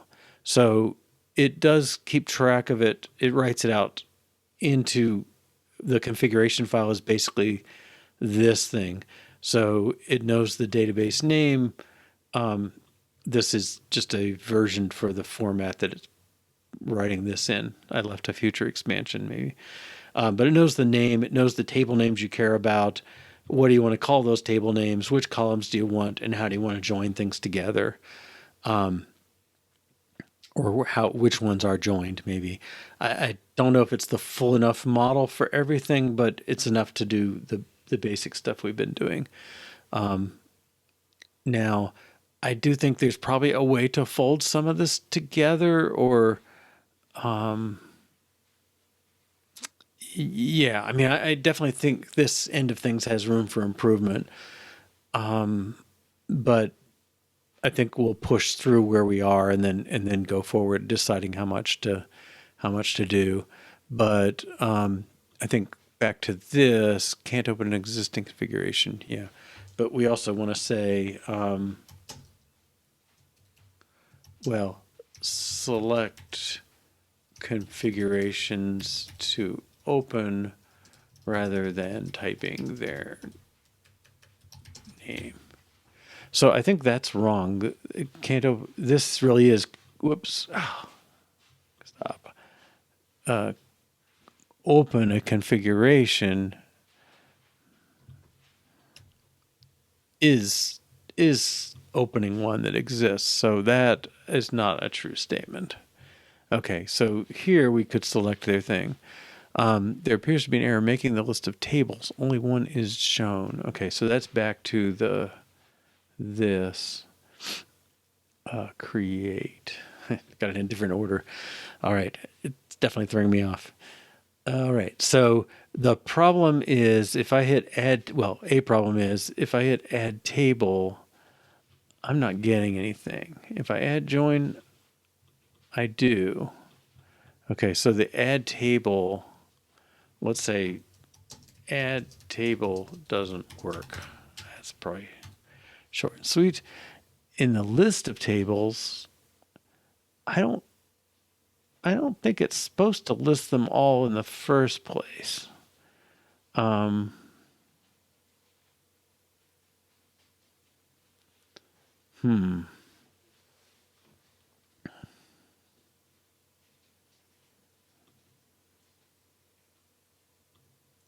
I should be able to change it, and that doesn't work either. So something's weird. Making a list of tables, only one is shown. Add table doesn't work. Yeah, so maybe add table does work, but it's not showing it. I guess you can't tell the difference. Okay. So,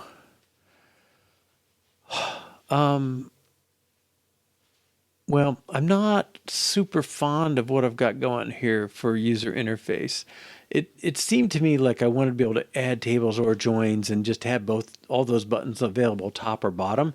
But I think it would make more sense to have a button here, and I'm not sure that's an option, but we have two sections. Let's get database view again. Okay, so our database view oh, let me finish this. We don't need this anymore. But our database view anyway, it has the picker. Once you've picked it, it says if the database has tables, then let's make a button for each one. I think table buttons, that's this row, add table, add join. Section for the headers, many tables.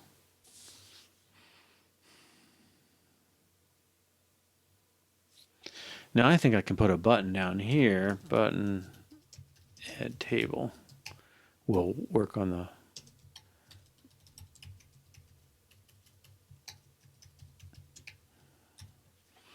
okay.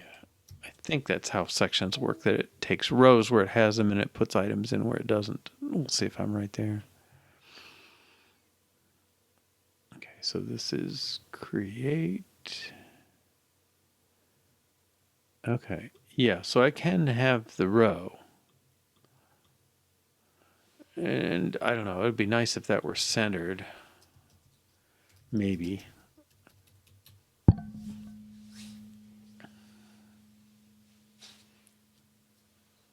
I don't know.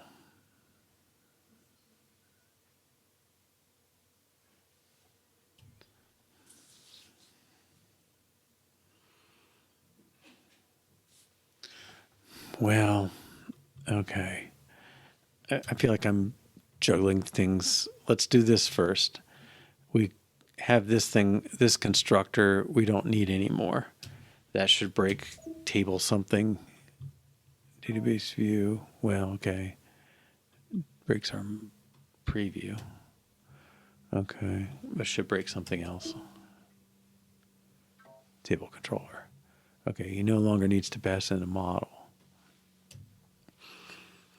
Okay, so let's run that. And I took that button out, right?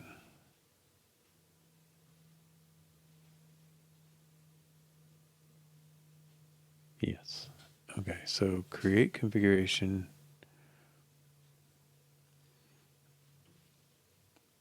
Okay, that's okay.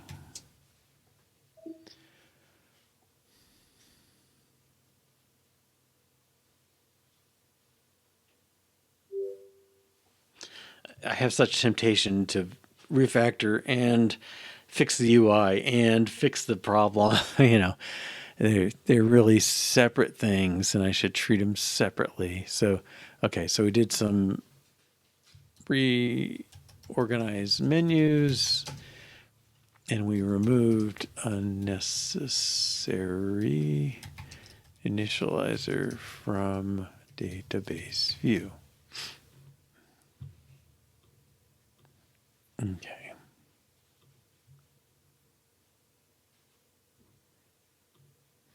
All right, now.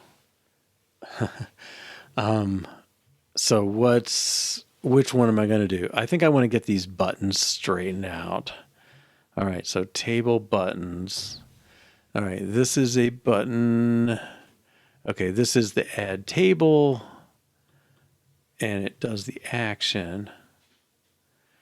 And then here's the add join. Okay, so let's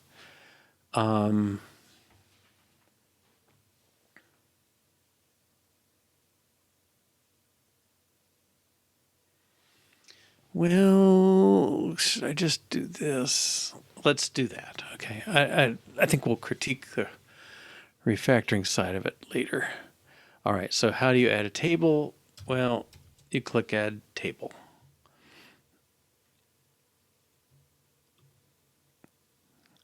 It's the database, right?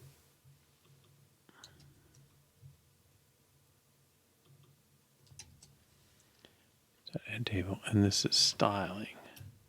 Okay, and then to add a join, you've got a similar button, very similar. Okay. The joins are here.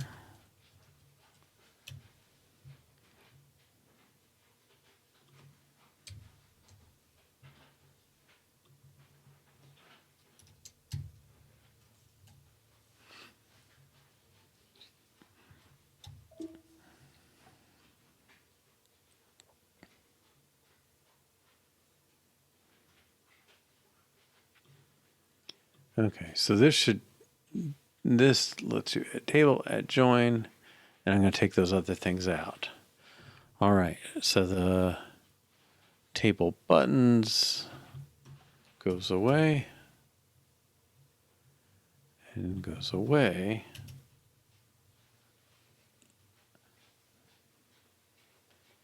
I don't know. I kind of hate this gray font. I know it's their default, but it's just, I guess I'm in the older generation, you would say, and the defaults for that just seem like so hard to read. You know, gray on gray, like, ugh. Okay, but I don't have a multi or trillion-dollar company running user interfaces, but you know, I have opinions. Okay, let's see. So I think this table buttons section now, nobody's calling it.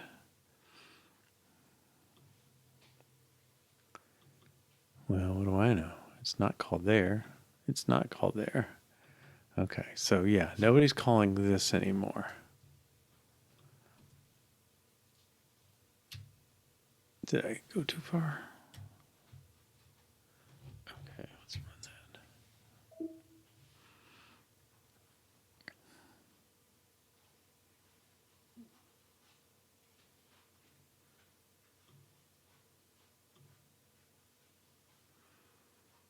that. Okay, that looks like what I want. Let's take it. Oops.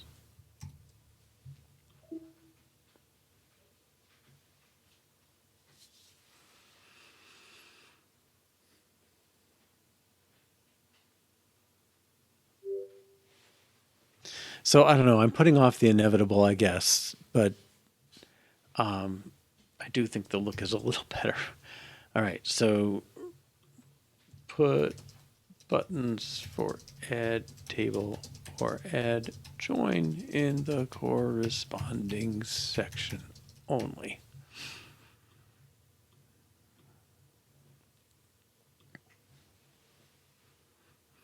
Okay, so now let's see the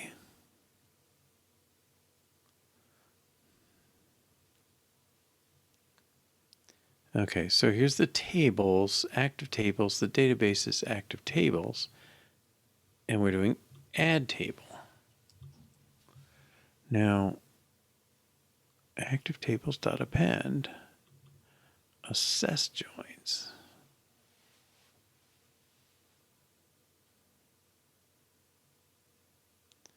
Who's the message? Oh, it looks like I need to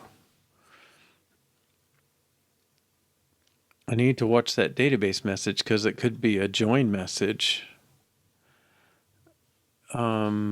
These tables don't participate in a join. Query forms a cross product. Okay. So I guess that's another. We used to have it. But if the database dot message is not empty, then we need text message dot foreground.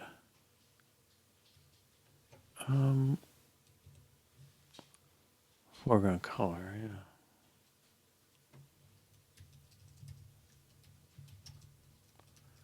Let's just use red for now. Text of the database.message.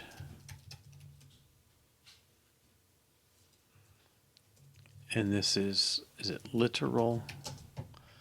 The database.message. Nope.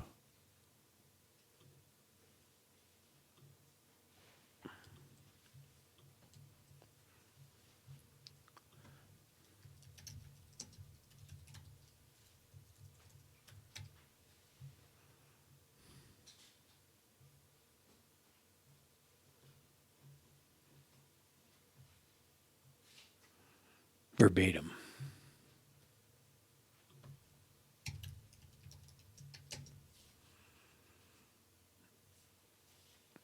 Okay. Should be select table. To use comma joins next for multiple tables. So,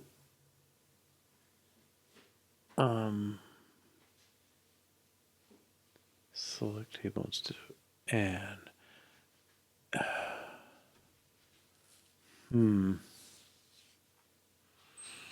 Well, what you're doing is you're adding this table to the ones that participate in generating the data, the rows. I I do think the model doesn't come through as well as I hoped. Now, there are situations. There are situations where you might want the same table twice, but maybe this is not. Let me run it this way.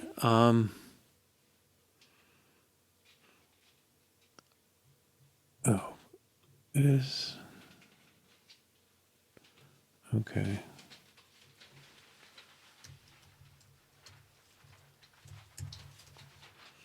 If it's not empty, all right. Let's create. So I think when you have a table, I'm wondering. I guess I'm wondering if you could, if this could just show you all the tables. I think that's maybe what you're saying. Let's just pick one.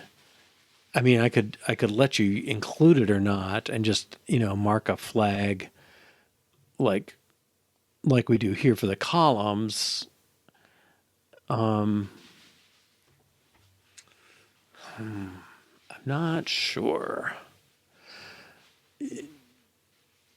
And maybe I'd have to go back and see my reconstruct examples, I guess. But the thing this does is it lets you put the same person in as person one, person two. So the situation I have in mind is if an instructor takes a class and they're both a teacher in one column and a student in the other, and you might want to join them together somehow and answer. But the particular joins you do, I think that's legitimately. I mean, I think it makes sense to create those separately because different combinations of things you're joining together based on different fields. If you're matching up a student to another student, or a student in a class to the same student in a different class, that would be one kind of join. But if you're matching student to instructor, that would be a different kind of join. So the join one, I think, has less flexibility. Now, do you need to rename columns? I don't know. I mean, we support it, but but I do think you want to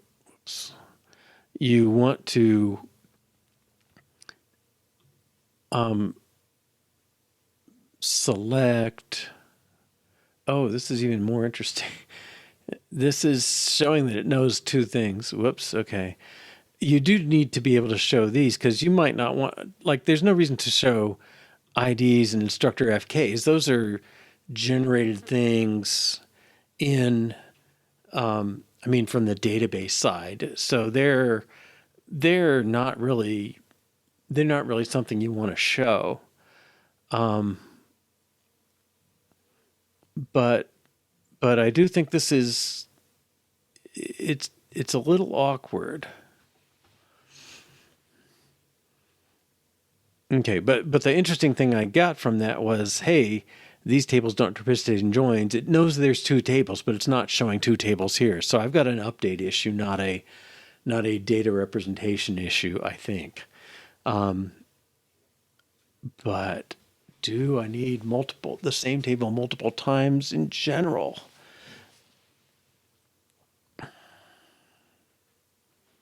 I guess it comes down to how much generality am I giving you versus how much is really likely to be an issue.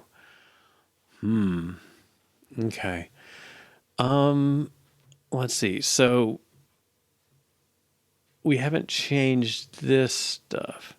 Now this lets you change the table you're working with, and that doesn't update. Okay, so I think we've isolated it that it's an update issue on tables. And I also think, I don't know, maybe I struggled with representing things that nested, and maybe this is a case of that. I don't know. All right. But somehow when you do this button, the database changes, but the display does not.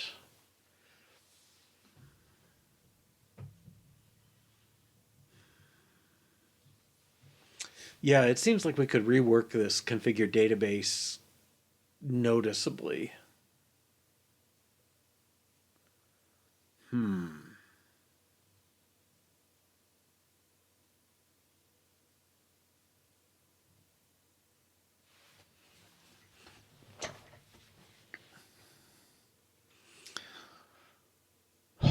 All right, let's go look at this thing. Why are you not?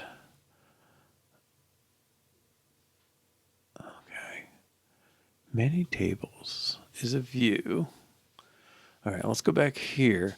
So when the database adds a table, we create a new table.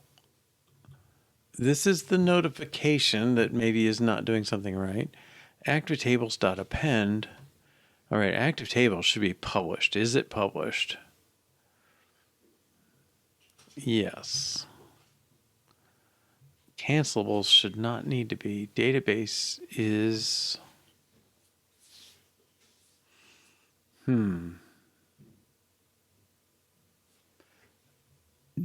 Database... Okay, add table. What's weird is assess joins clearly updated the message because it warned about tables that weren't used. And so it knows active tables to do this calculation.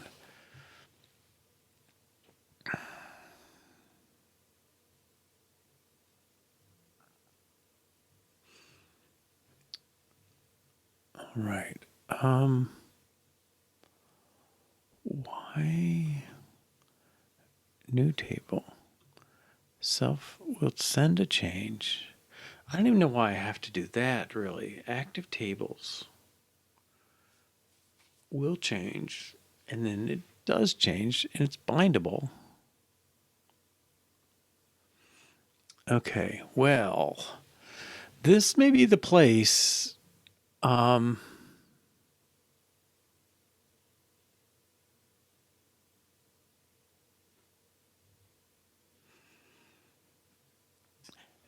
One of the things I hoped to try was to worry about the new publishing model and see if we can work with that.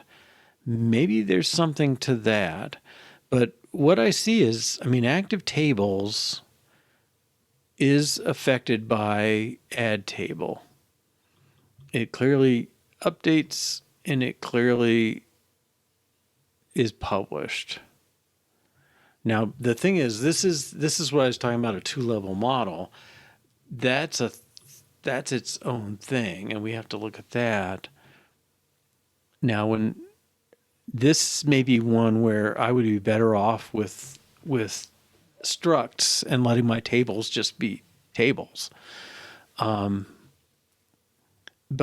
you can see it's enforcing some stuff, and it's trying to notify.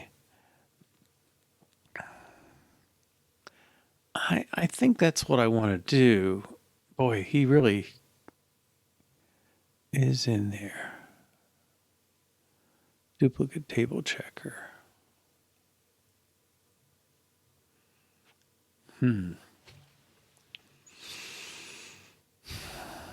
So the depth of this thing is trying to update the database view model by marking the changes on it. I don't know where they're used. Oops.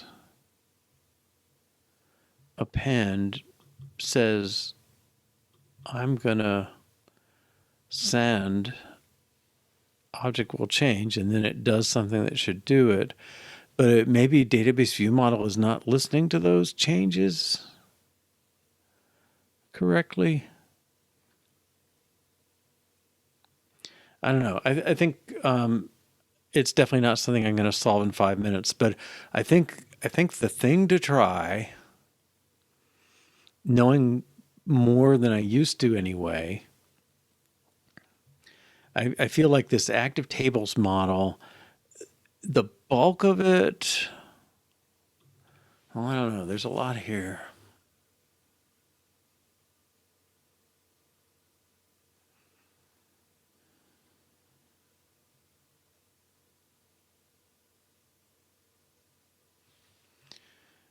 The big thing is you're adding tables, and then I think you're removing them. Maybe not. Maybe that's a flaw too. Is this a list? Yeah, I think redoing some of this is going to help, but I think the active table model maybe is it should just be a list of tables. And I mean, this is the core of it. Everything else is sort of around it. I think that would let us get rid of this stuff and this double nested observable.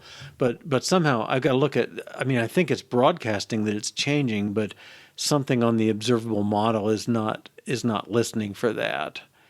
And it's got its own stuff it notifies about. But you're not normally supposed to have to do this. So I know I'm not fitting into the model of Swift very well. Okay. So I think tomorrow we'll pick up there. I might I don't know, it depends on how I'm feeling. Maybe we'll simplify this to only let you we'll just put the list of tables. Then you don't need to add table or anything. And we'll do the eyeball thing to say included or not included. And if you have no tables included, well, there's no data. We can put a message out. But they're all selectable. Now, if we wanted to let it be more of a table itself, maybe we could put the name, let you change the name or something. I don't know. But we would forbid the multiple tables for now. And then joins, you're going to be on your own. You do have to include stuff in joins. But we do have messages if you don't make sense, you know. If you just include two tables with no join between them, we don't know what you're doing. All right. Well, I think that gives us a good place to pick up tomorrow. So let's put a note in about that. Select configurations. That's another thing. Okay. So add table. It's not that it doesn't work. It doesn't update the view. Okay.